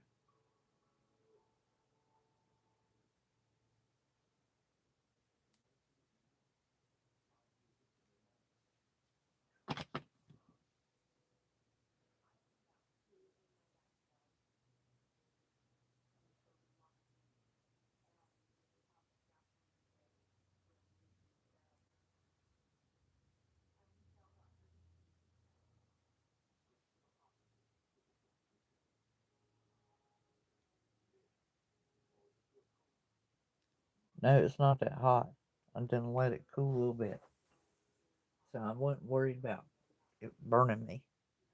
Besides, when you've been using a hot glue gun as long as I have, you can stand a certain amount of temperature. Don't get in the habit of it, but it's kind of that way.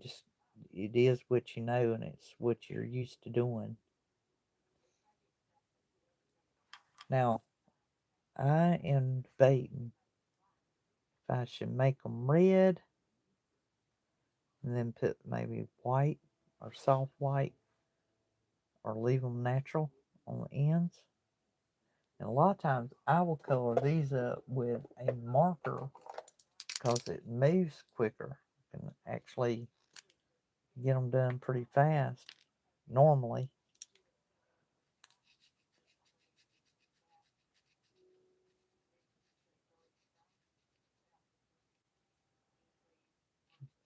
See, it just takes a jiffy to go down through there.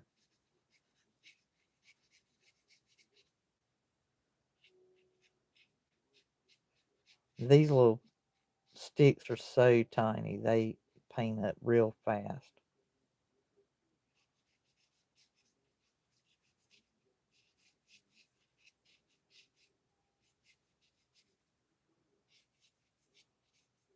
Almost to the end.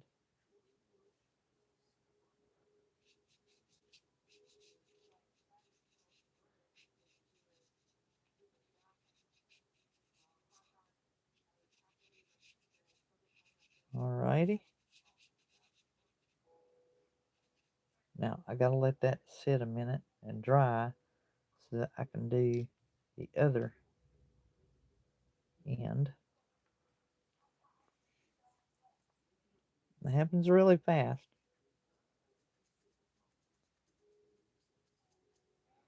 Alright, so about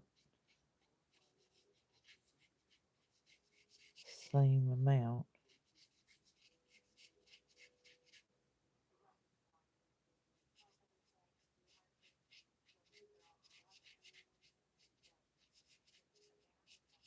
No, it's so quiet. So quiet. No one's talking in the chat. I don't know if you're bored or you guys okay.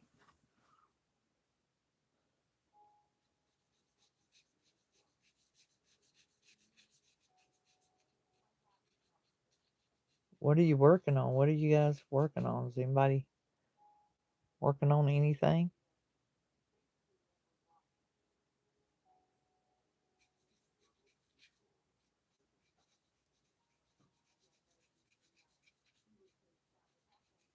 Alright. Give that in a second to dry. I can go back to it and finish it up.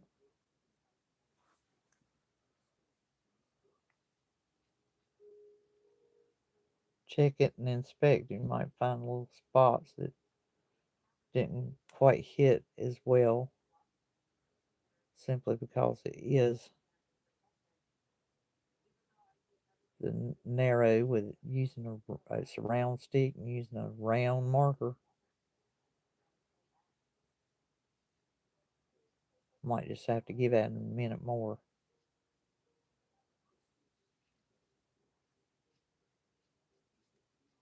Like trying to chase a spaghetti noodle.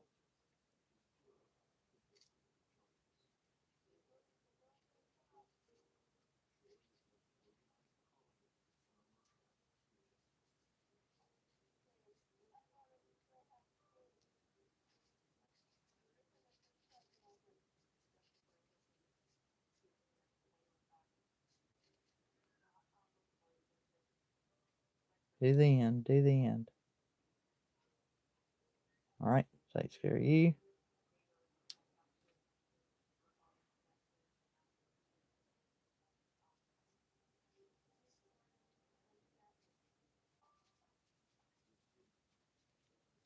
Try not to get too much of that red ink on me because with us being live, it ain't like I can go get some alcohol and get all of it off. And get red on you, that stuff will trace. You'll have it tracked on everything. Transferred all over the place. Alright. Looking pretty good. Whew. Okay.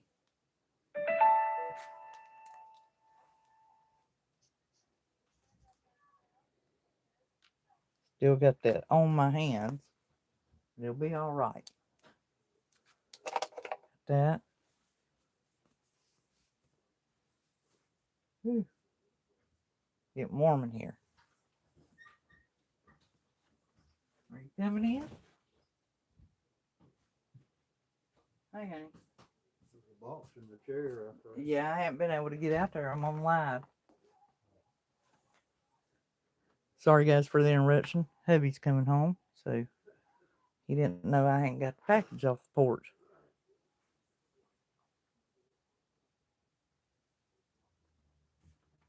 All right, so far we've got this much. Now we can start decorating. This one, I'm just going to do greenery on this one. So we're going to decorate this one. And this one, I'm going to put the small ornaments on. I do need to put, kind of burn those little frays off there real quick. So hang on, let me grab the lighter.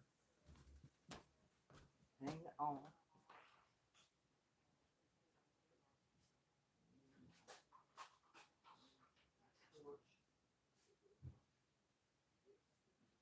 You have a good day? That good, huh? Oh, so sorry. Okay. All right. So basically, you guys have probably seen this done before. Just taking the lighter. Just be careful. Just kind of burn those sprays off of there. Cleans it up so that it doesn't look raggy. Then you have all these little strings hanging everywhere.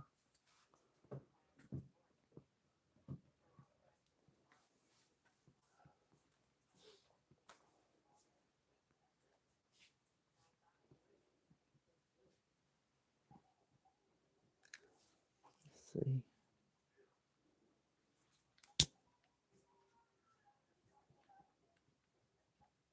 Find that a little closer. Now that blackened my jute on this one because I've gotten a little more riskier with it. But that is fine because it still goes in line with the looks and the colors. And like this one's a little twisted here, that's fine. It won't hurt anything.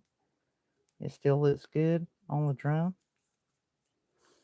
So, and see how that'll clean that little phrase up real good. Make it look a lot better. Just clean it up. Okay, so we got that taken care of. Now this, because this sits like this per se, like if it was sitting level, because the buttons are not going to let it sit level.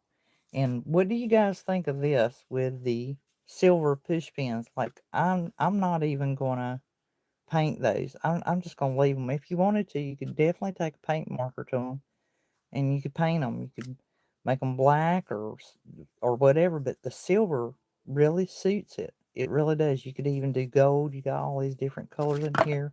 You got this like this the black green or green black, and the sparkly and the I know the name, but it's escaping me.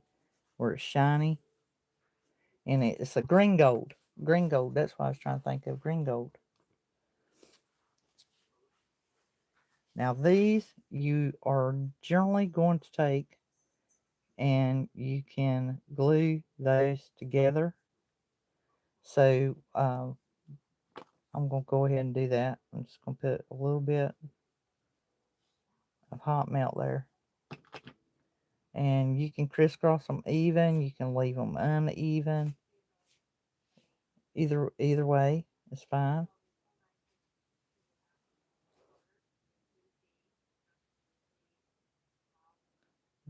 Don't take long. Okay, so we got those glued together. We can lay those aside now since we got that done. Now, on my greenery, the way that I do this is I just, well, pick out what I like. I keep knocking that over and getting on nerves. Oh, step. I take and pick out what I like. I've got these berries here. And this came off of a garland that I bought a big long garland at Walmart.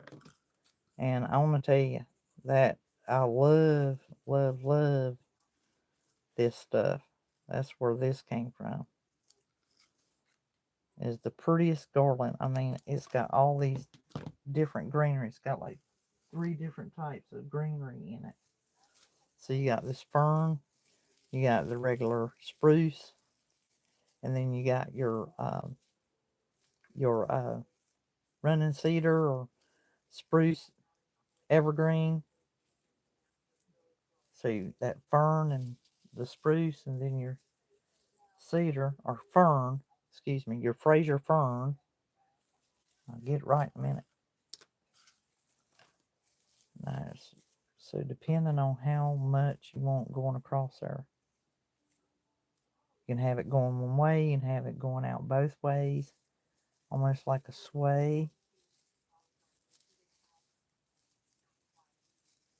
I think that's what I'm going to do. See this part down here? I'm going to take those out.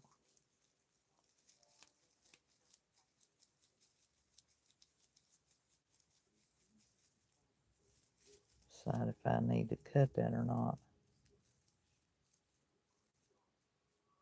Let me just cut it, it'll be faster.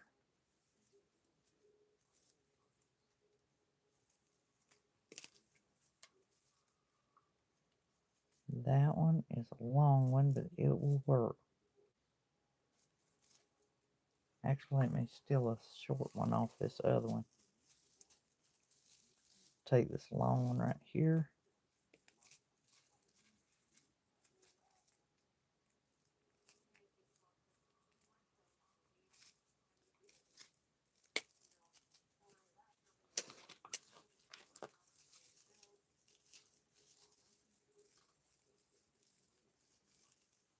I thought there was a short one in this. So let's go ahead and use this one.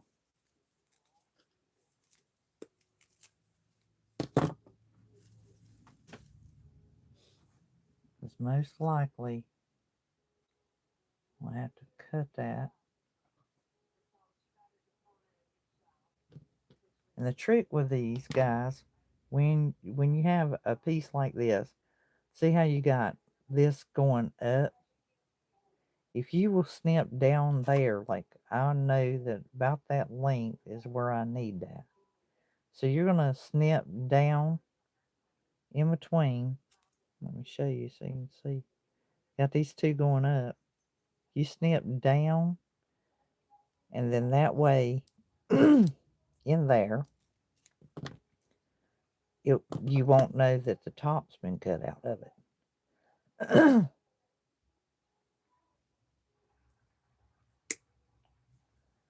see, it'll just like, you won't realize that the top's been cut out of it. And it's just the better way to do that. So I want these. I want that going like that. May have to trim that down even more. Make sure my deer is going the right way.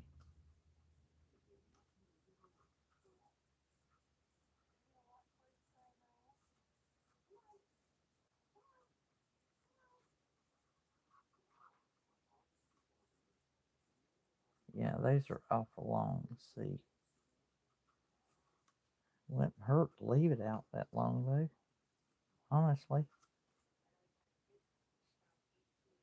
Okay, so I got that. Now these, they're a little tricky. A lot of times you can camouflage a lot of this stuff with bows and bells and so forth.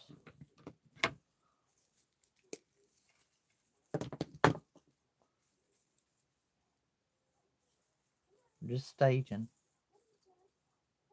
Just staging.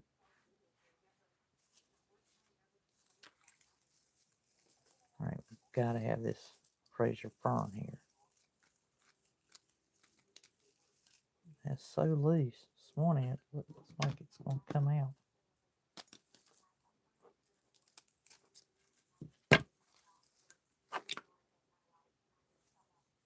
I'm not favoring that.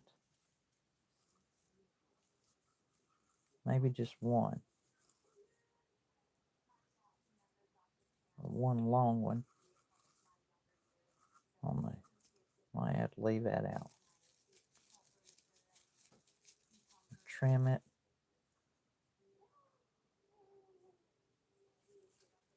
Still not a fan. Not for this project. Let's do it this way, where our leaves are coming out towards what I'm considering my front, because I've got my date and all in the back. And I'm going to keep that in the back. This can be my front. And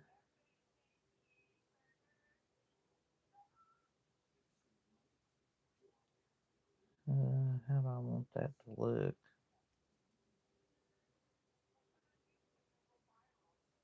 Don't want to overpower it. Once again, I'm going to go in here and cut. But on this one, I can do it halfway. There's enough of it to do. See, just you don't even notice it.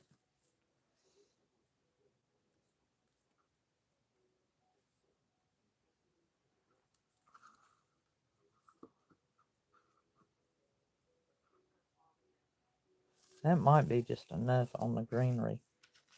A little goes a long way.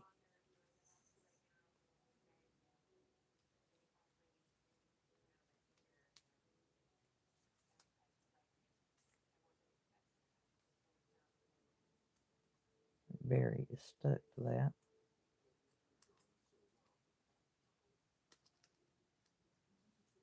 Finish they put on it. Yeah, that should be plenty for this one.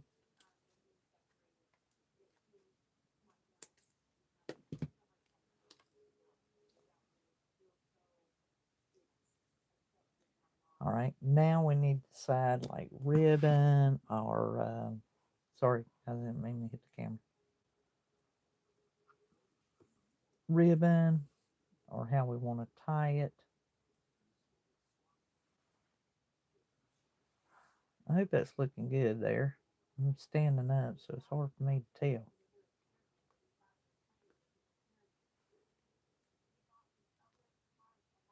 Can't see it.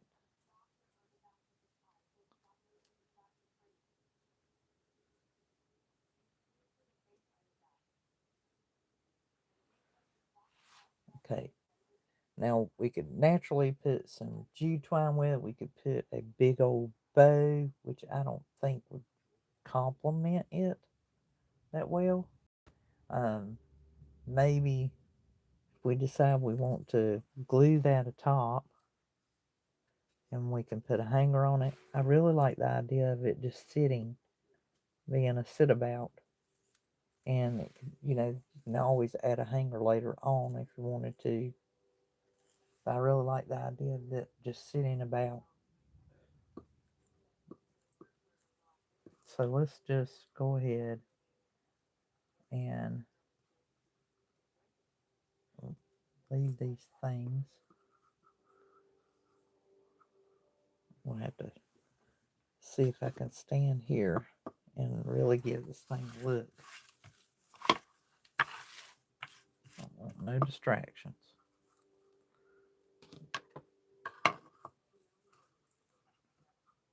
Get it balanced.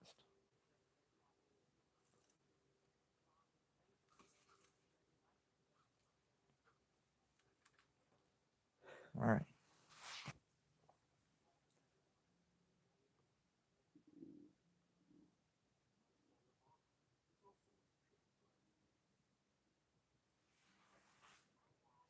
Do y'all think it's too much greenery or about right? I mean, what you saw me doing there. And I'm debating on should I tie up the greenery and then glue it, or glue it, just go ahead and start gluing it. And then that way, nobody's saying anything. What do you guys think? Y'all are the ones watching. What do you think? Would you just go ahead and, is that enough greenery? Too much greenery? You like it? Glue it straight, directly on there? Yes, no, maybe?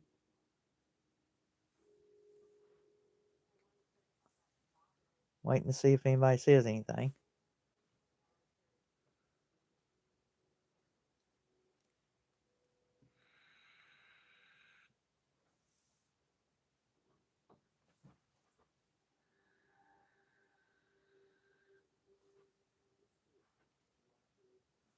Does everybody like the burgundy cherries? I do have the bright red, but I think I like the burgundy on there. This deeper red.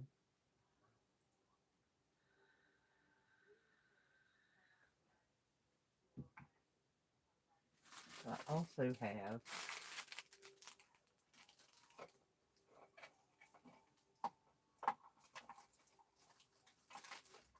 looking over here. My other one. I also have these.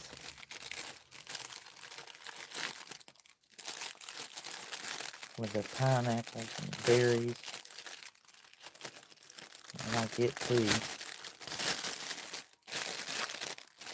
I must be going out the wrong way. It's going the wrong direction. Yeah, I like that. Really good.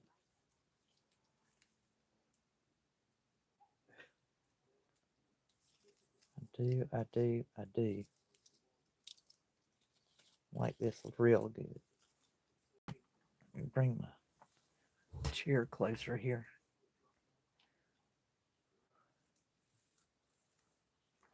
Alrighty.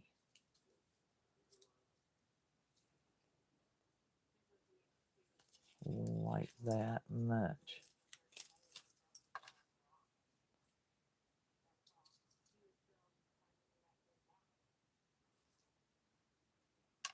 Let me try something here. Okay. I have, like, I always try to keep me some cardboard rounds, and that is a little too big. The boards work really good at going ahead and putting your arrangement on it and then gluing it on there. So let me make this smaller. It don't have to be too big, but this is way too big. I need it half that size. See, I got my wooden spool here. That ought to do it. That's about the size I need right there.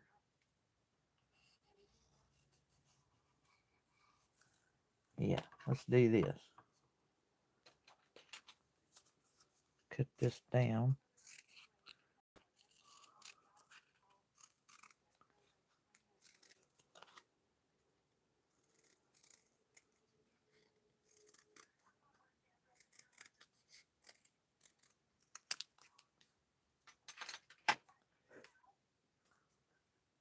That'd be, yeah, that's perfect. Look at that. Couldn't have planned it any better. I'm not trying to be meticulous. I just don't like these points. They'll make me nuts. So I don't have to look at them because it draws your attention. It draws my eyes to it. Okay, so if I do this, and remember these are bendable. That garland I had gotten, these are bendable, so I can shape them and move them any way I want. So I'm going to glue this first one.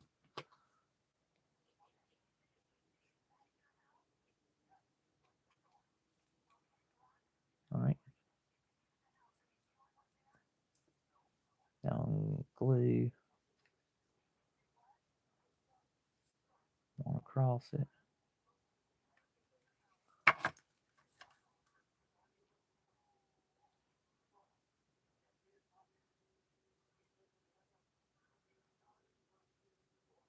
All right.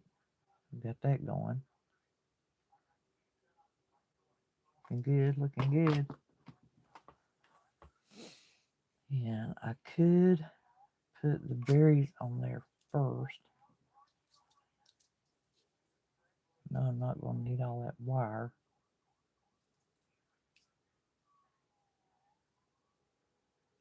Let's get this off of here.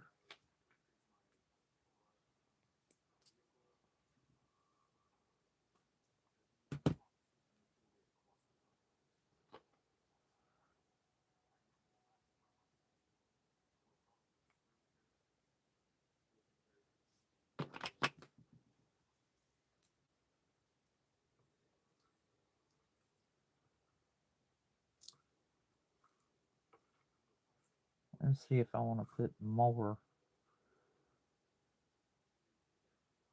of these on there. Could still use the other. I like these pretty good. That's got a bent star. I can straighten him out a little bit.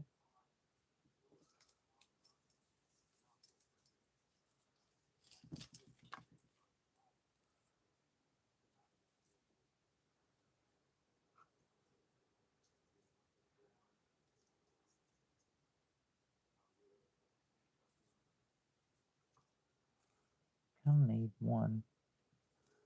Maybe do this.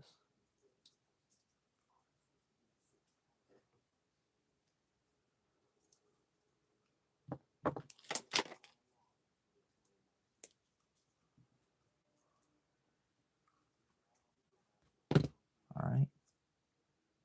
With that one.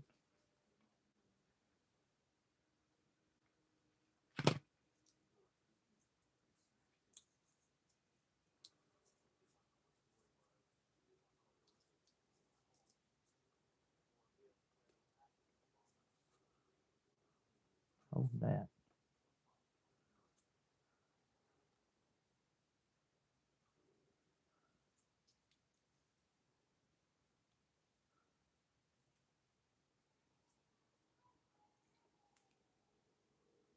I really love those berries.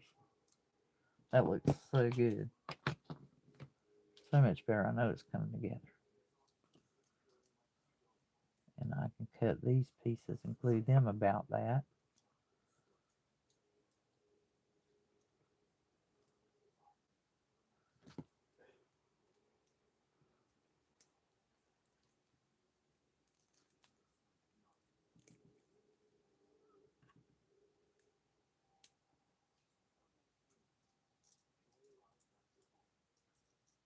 Yeah, let's cut it. We're getting there. Getting better and better. I'm just trying to keep my focus on where everything's going to be, because I can bend this and shape it any way I want to once I get everything on there. I really want.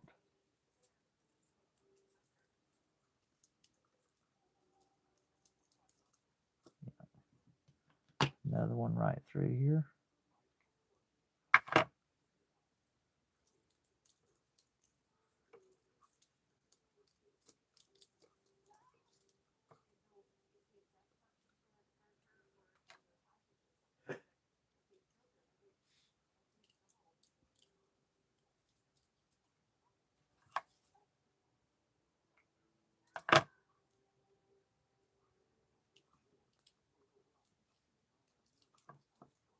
No.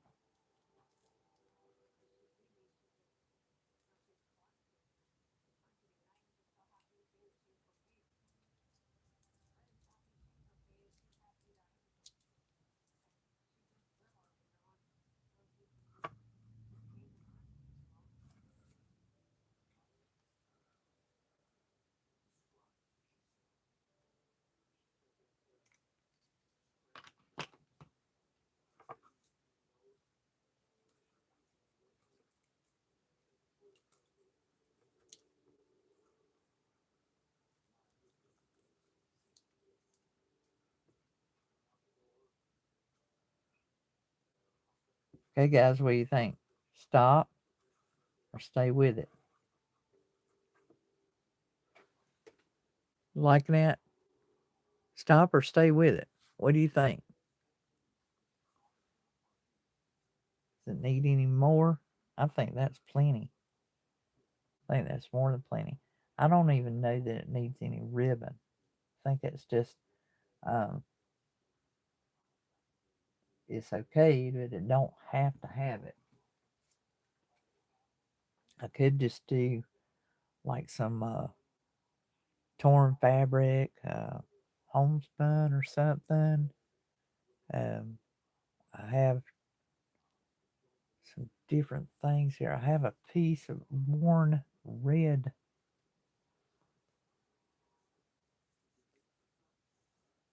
Like almost, I mean, you know, it's velvet, and it's about that color. I like that velvet. I've got another velvet. I've got blue, green, copper, red. Let me get the red. I think that would be good.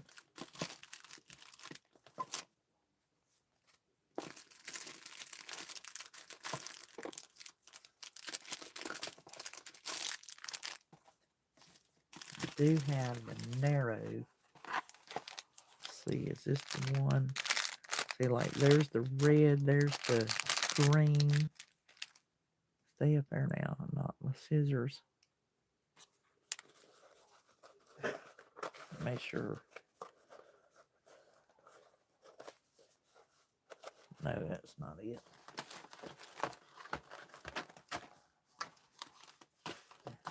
Not it.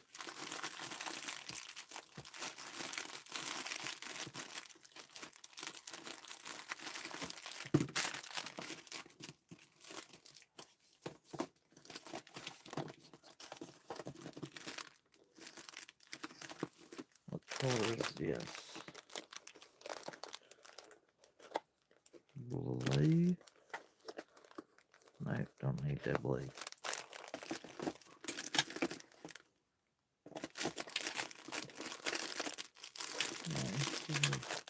Okay, so we got the red, got green, got blue, we got gray. Green looks pretty good too.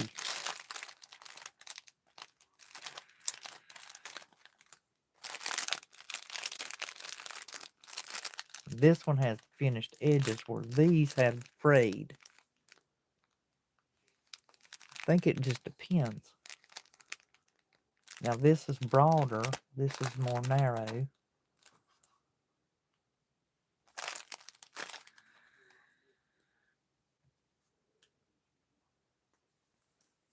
That looks good too. A little worn piece. It's just faded in color. It's got some age on it. But I like the fray, I like the width of it. It's just, it's not enough to make a bow. It's just not enough. I could do a little bow, but it'd be a snug one. Real snug. Alright, let me get some of this out of the way. Hold on, clean up crew. Temporary. Just get some of this gotten up.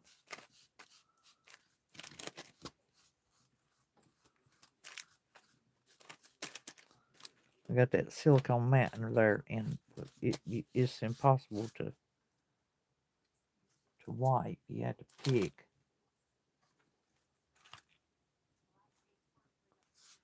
Now, get some of that up.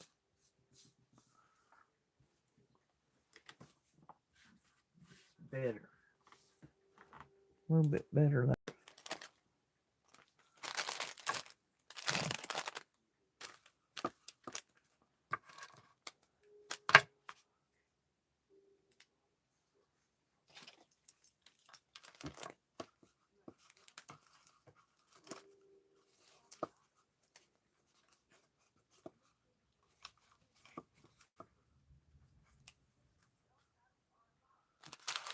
anything, get that to sit still, huh? It's this button.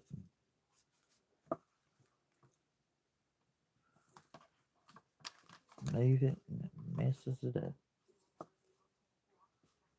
I need it to sit straight, guys. I need it to sit straight. What am I doing wrong?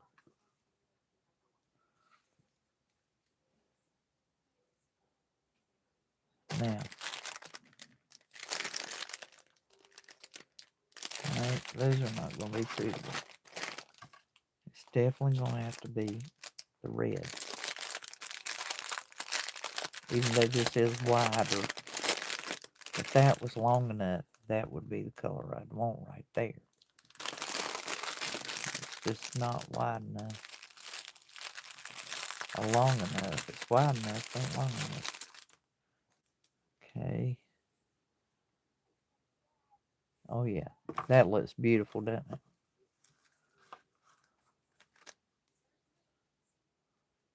Oh, got turned around now. Oh Lord, I'm driving myself crazy. I need to sit it on a bucket or something.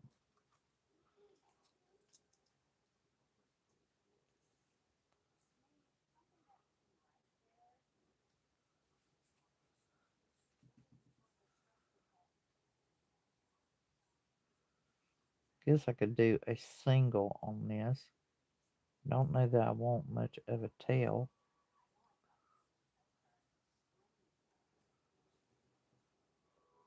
So I've got 2 loops drawn up, and I've got my bow maker, but let me try something here. I want my bow to be that long.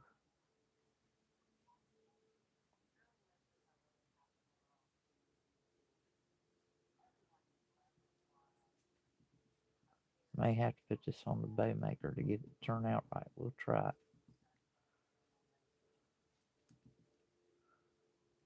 Don't want it too thick.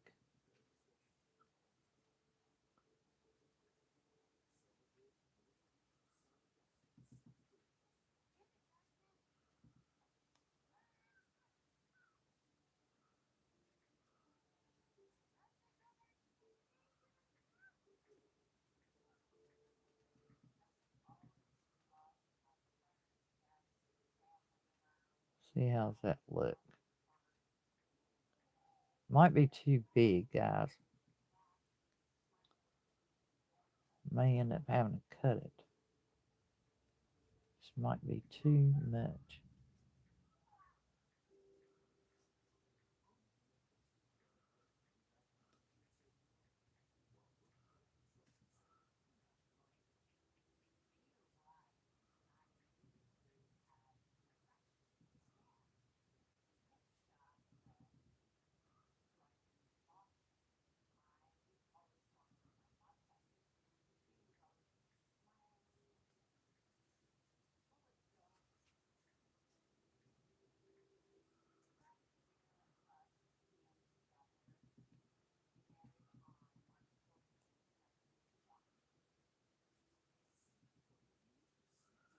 Let's see here.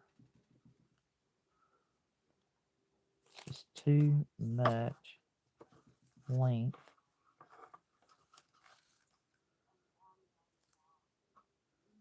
Trying to work it out.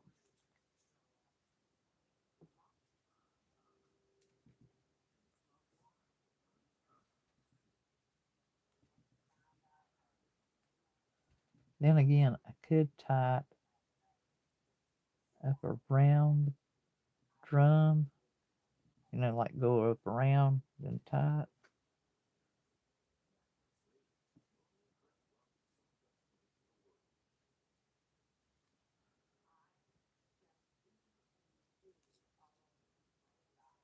Like where would it put the bow? Put it in front. I'm going to cover up my deer. Put it along the side.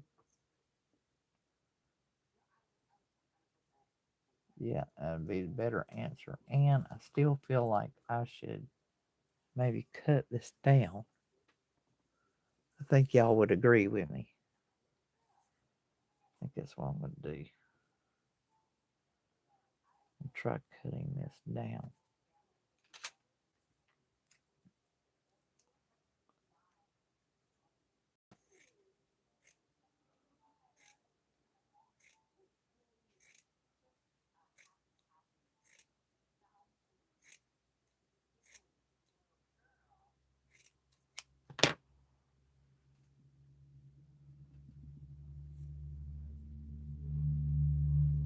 Okay.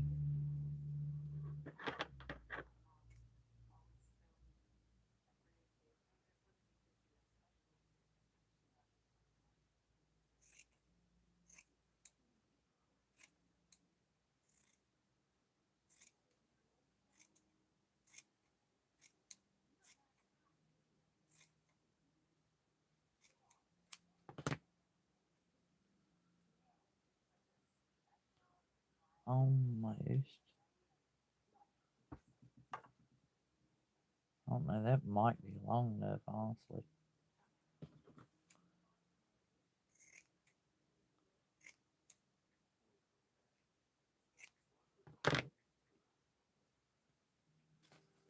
Okay. Now, if you do it on your hands, you got your 2 fingers. If you do it that way, you can do a double bow if you wanted to. All right, now this is going to switch places, so you're going to crisscross. You're going to take this one all the way back here and over, and then bring this same one over the other one and through the hole. Then when you pull, you have your bow, and that's a double bow. 2 there. You just have to work it a little bit to just get everything straightened back out.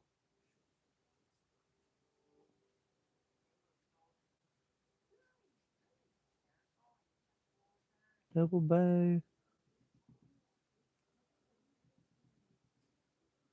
It's gonna make a mess because it was cut. Like dealing with fur.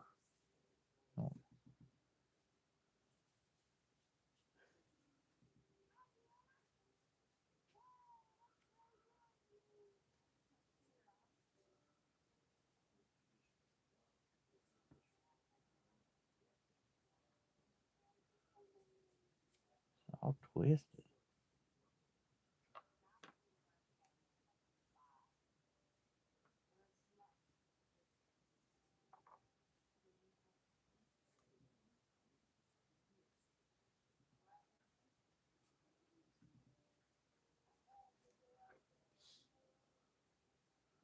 I'm just gonna have to do that on the Baymaker. That don't look right.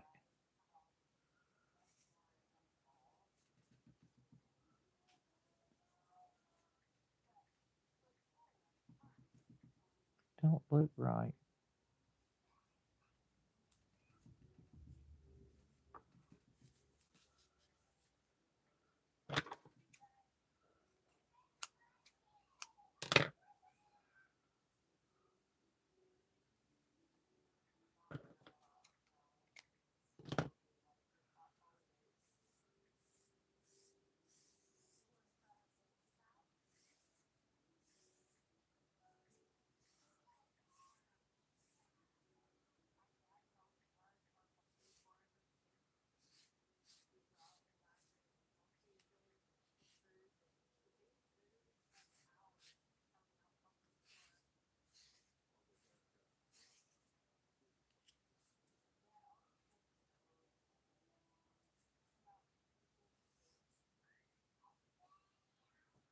Alright. What a mess.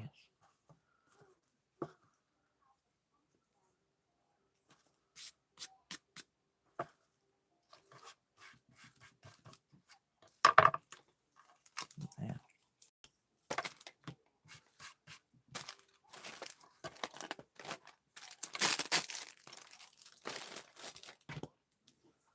Put these up.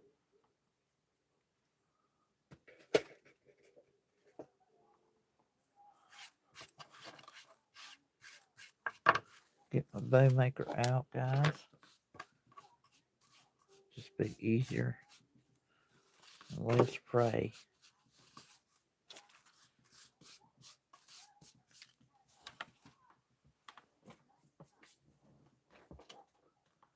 Let's get rosy.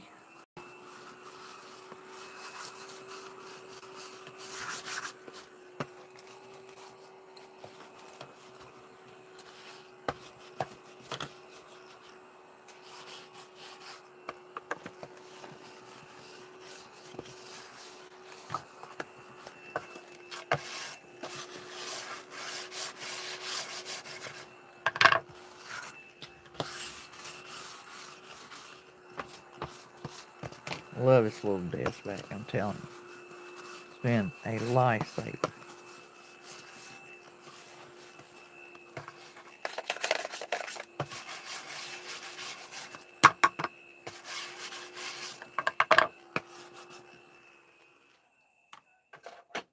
Now,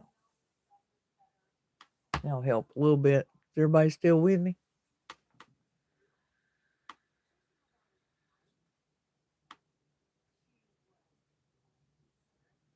I had the lint roller, but it's okay.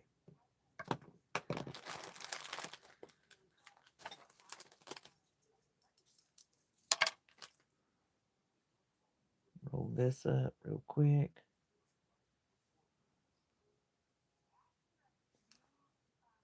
I had not looked at this, but there's a lot of fray on this. Dust. I didn't have it with the other ones.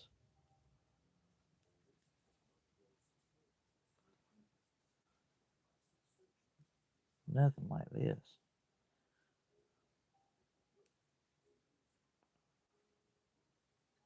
I have to vacuum some more just to get it up.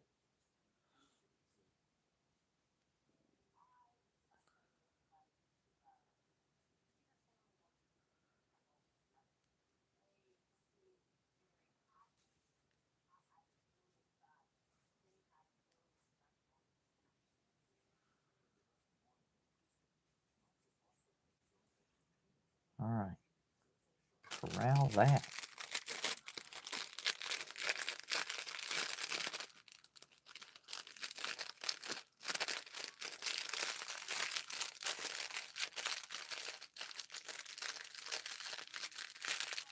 Okay.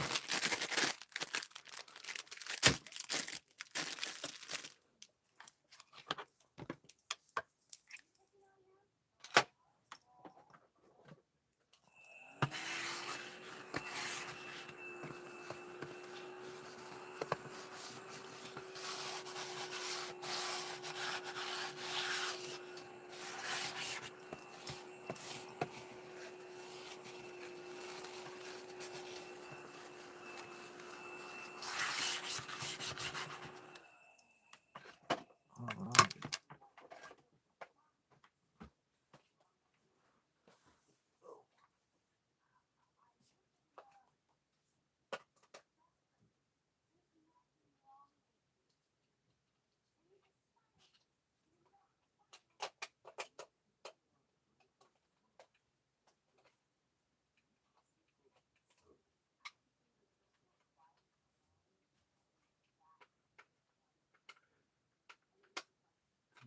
Okay.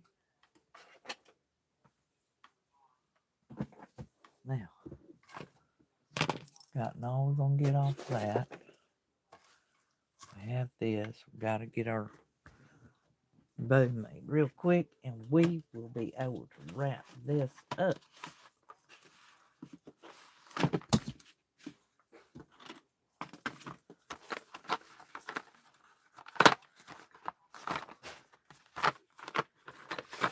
Now, if you haven't seen me use this before, this is the best deal in town, and I will put links under the video after after this live is ended, so that you can find one. And I did get this on Amazon. Telling you, bar none, best little jewel in town. And you can decide how wide you want it. So if I'm wanting my bow to extend beyond the drum, and I've got my drum lined up there, then I just move my peg to how broad I want that bow.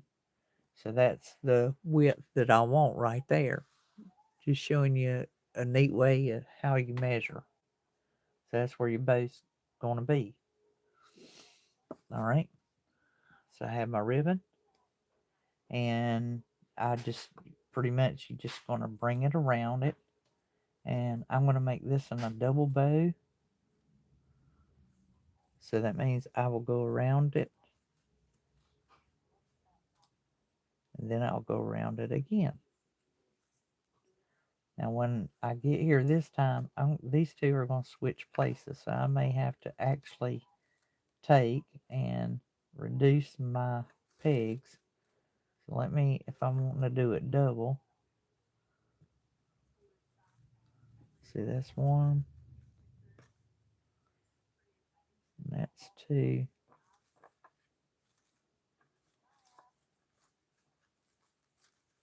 So I switch those. So now this is the one in my right hand is my anchor. The one in my left hand is my working side is got to still work. So we got to bring it under all of it, bring it up behind it, bring it over the top. And when we get it here, we still got our anchor. We're going to take that working one, we'll make a figure 4. We're going to wrap it.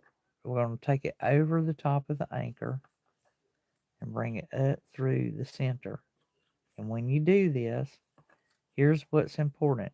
You got that tail, you're going to pull it up and over to the right because you're right-handed.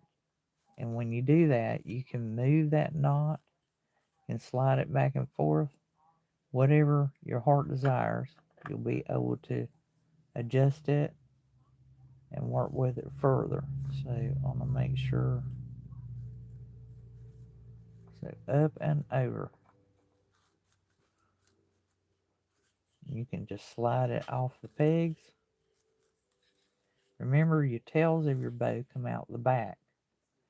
So these are coming out the back.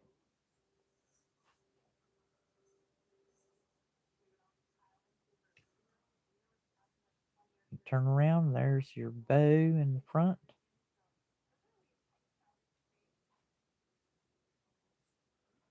You can adjust it and just make it the way that you want those tails to go, whatever you want it to do. And there's your double bow. Actually, that's a triple. So we end up with a triple bow. I don't know, I think a double might look better. But it's loose and loopy. And I think just putting that bow to one side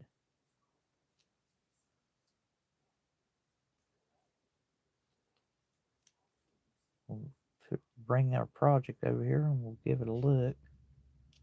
If that suits us, that's what we'll do. If we want to change it, then we'll do that too.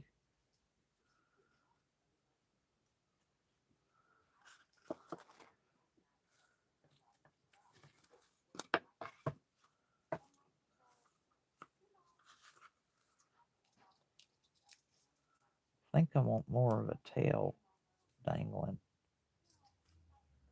It might be too plain. If I put the bow on that side, it's not going to make sense. I could just put it right here in the rear. Let's make it into 2 loops.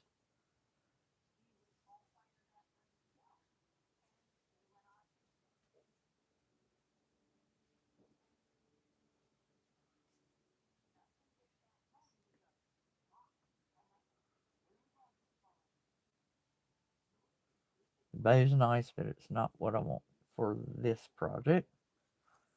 So let's try just 2, leave a longer tail. That way you just go around once. Remember, this is your anchor. This is your working. So let me try to balance this up a little bit. I'm going to crisscross them. I'm going to take your working ribbon, push it under all of it, bring it up and over the top. Make a figure 4. Bring that around the other one, or up over it. And pull it up and over to the right.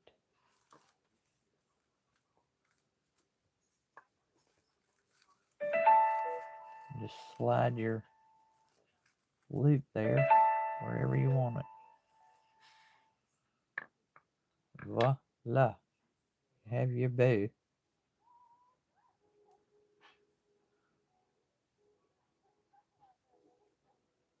Then me, I always come over here to the front. Because when you take it off, your tails are in the rear.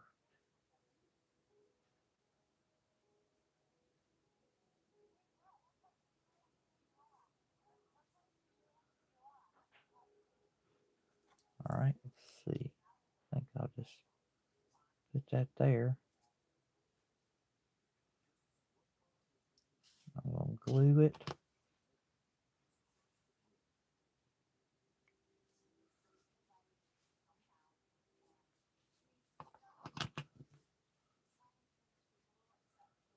There we go. Got that.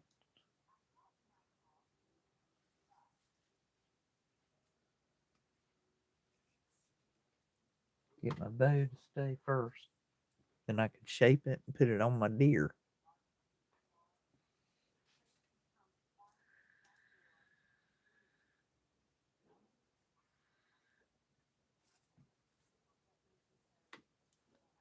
Alright. That's the bow maker. Here is the deer, and we can shape these greeneries and twist them any way we want. Turn that in so it's unnoticed.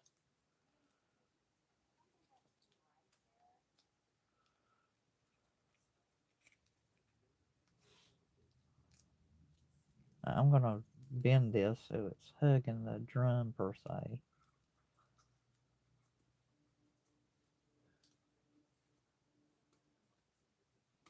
Trim up that bow.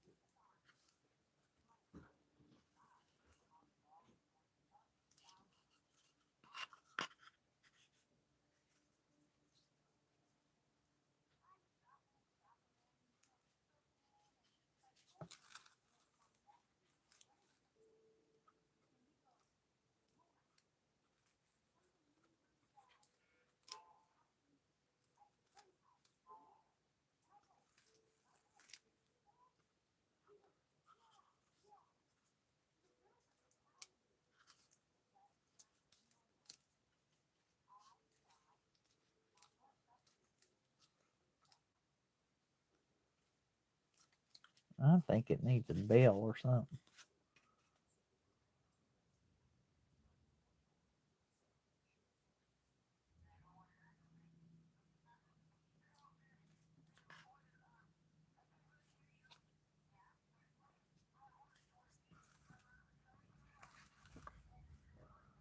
Alright, now on these tails, I want that angle. Let's see, which way do I want it to go? Do I want it to go this way?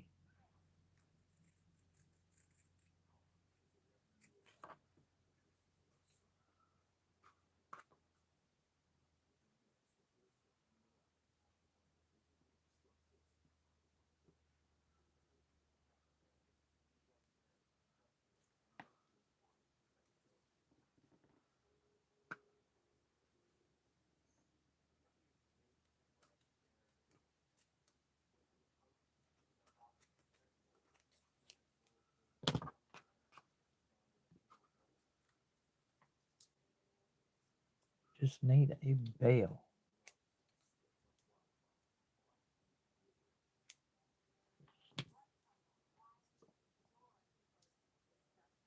Need a bell. Let me get a bell. Need a bell. What kind of bell do we want to put on here? Maybe even a rusty bell.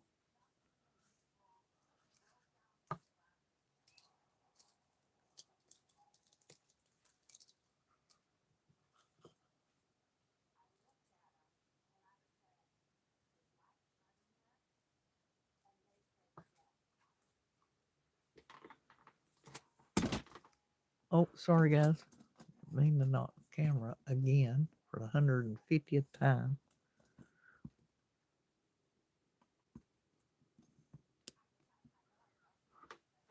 All right.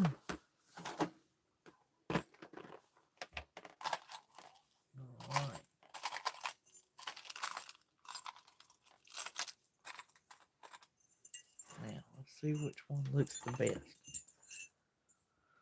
I have red, I have gold, and I have rust. So the rust, of course, matches the star over here and the pine cone. The red is looks pretty good. It suits the decoration on here. So let's go with the red. I had a feeling about that. That's why I pulled it out. I thought, that red would be suitable for that. And it was.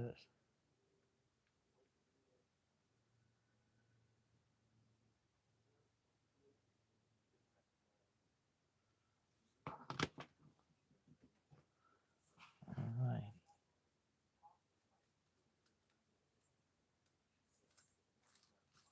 They're up there high and proud.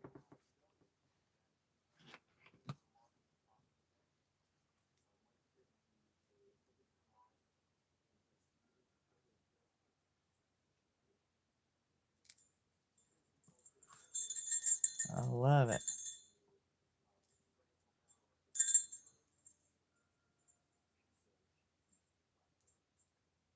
I might have even should have put some cheesecloth for that almost.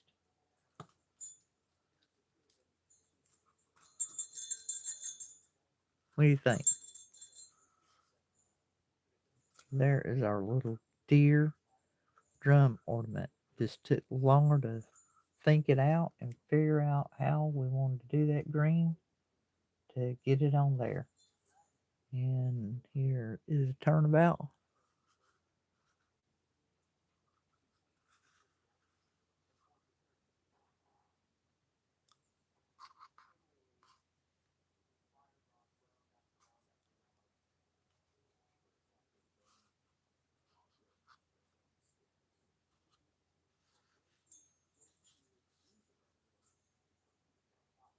Now, looks grand. And so the other one, I mean, that is the one with the reindeer. So gorgeous. It's that pretty little deer. And then this one, I'm going to work it out to where I'm going to attach all those little ornaments. And I may just do it as a diorama, like, just do a kind of arrangement per se. Instead of a diorama, do an arrangement on the top of it and leave it very vintagey like this. Because I really, really am liking that paper I selected. And these ends look great as well. And then that way you can kind of get three-dimensional look of it all the way around. So that may be what I'm going to do with this one. Okay, so let me turn this camera back around here. I definitely have a mess to clean up again. Cutting that red velvet plus what was already shedded off of it that was still in the pack where it was new. I've got it all in my breeches legs, shirt, everywhere. I need my roller brush, my lint brush.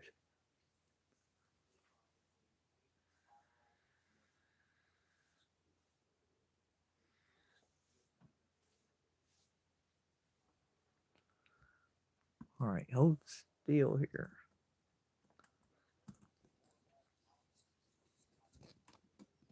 Still turning. I know you're in the ceiling. Here we go. So we finally have successfully finished our little drum ornament. It only took 3 hours, but we have it done. We figured it out, worked our way through it, put the floral arrangement on it, decided on our red velvet ribbon, which I think turned out great. We also made the framework for another drum. You now know how you can repurpose, recycle your tape rolls as well as your ribbon spools. And this makes just a great vintage setting that you can add things upon it and really make it look darling. And this, of course, is ready to be sit about, or you can add a hanger and place it on to a Christmas tree. And that's really going to be your personal preference on what you want to do and how you want to do it. It just looks great. Just really, really great. And I like the way it turned out. The red crushed ribbon and then adding the bow there. And of course, you know, it's on the back side of it, which is fine. That's just gives you a little bit of a differential. You can do something different with it. And I'm so glad you joined me today, and hope you make your little drum Christmas ornament or sit about. And of course, you know, do it in a vintage style or use this as a setup platform to put a whole nother arrangement. And come back and see me. I will do some more lives to and do some DIYs that we'll really enjoy, and I'll make sure I announce it and kind of get everybody excited and geared up for it. So until the next DIY, this is Elizabeth, and I'll be crafting y'all.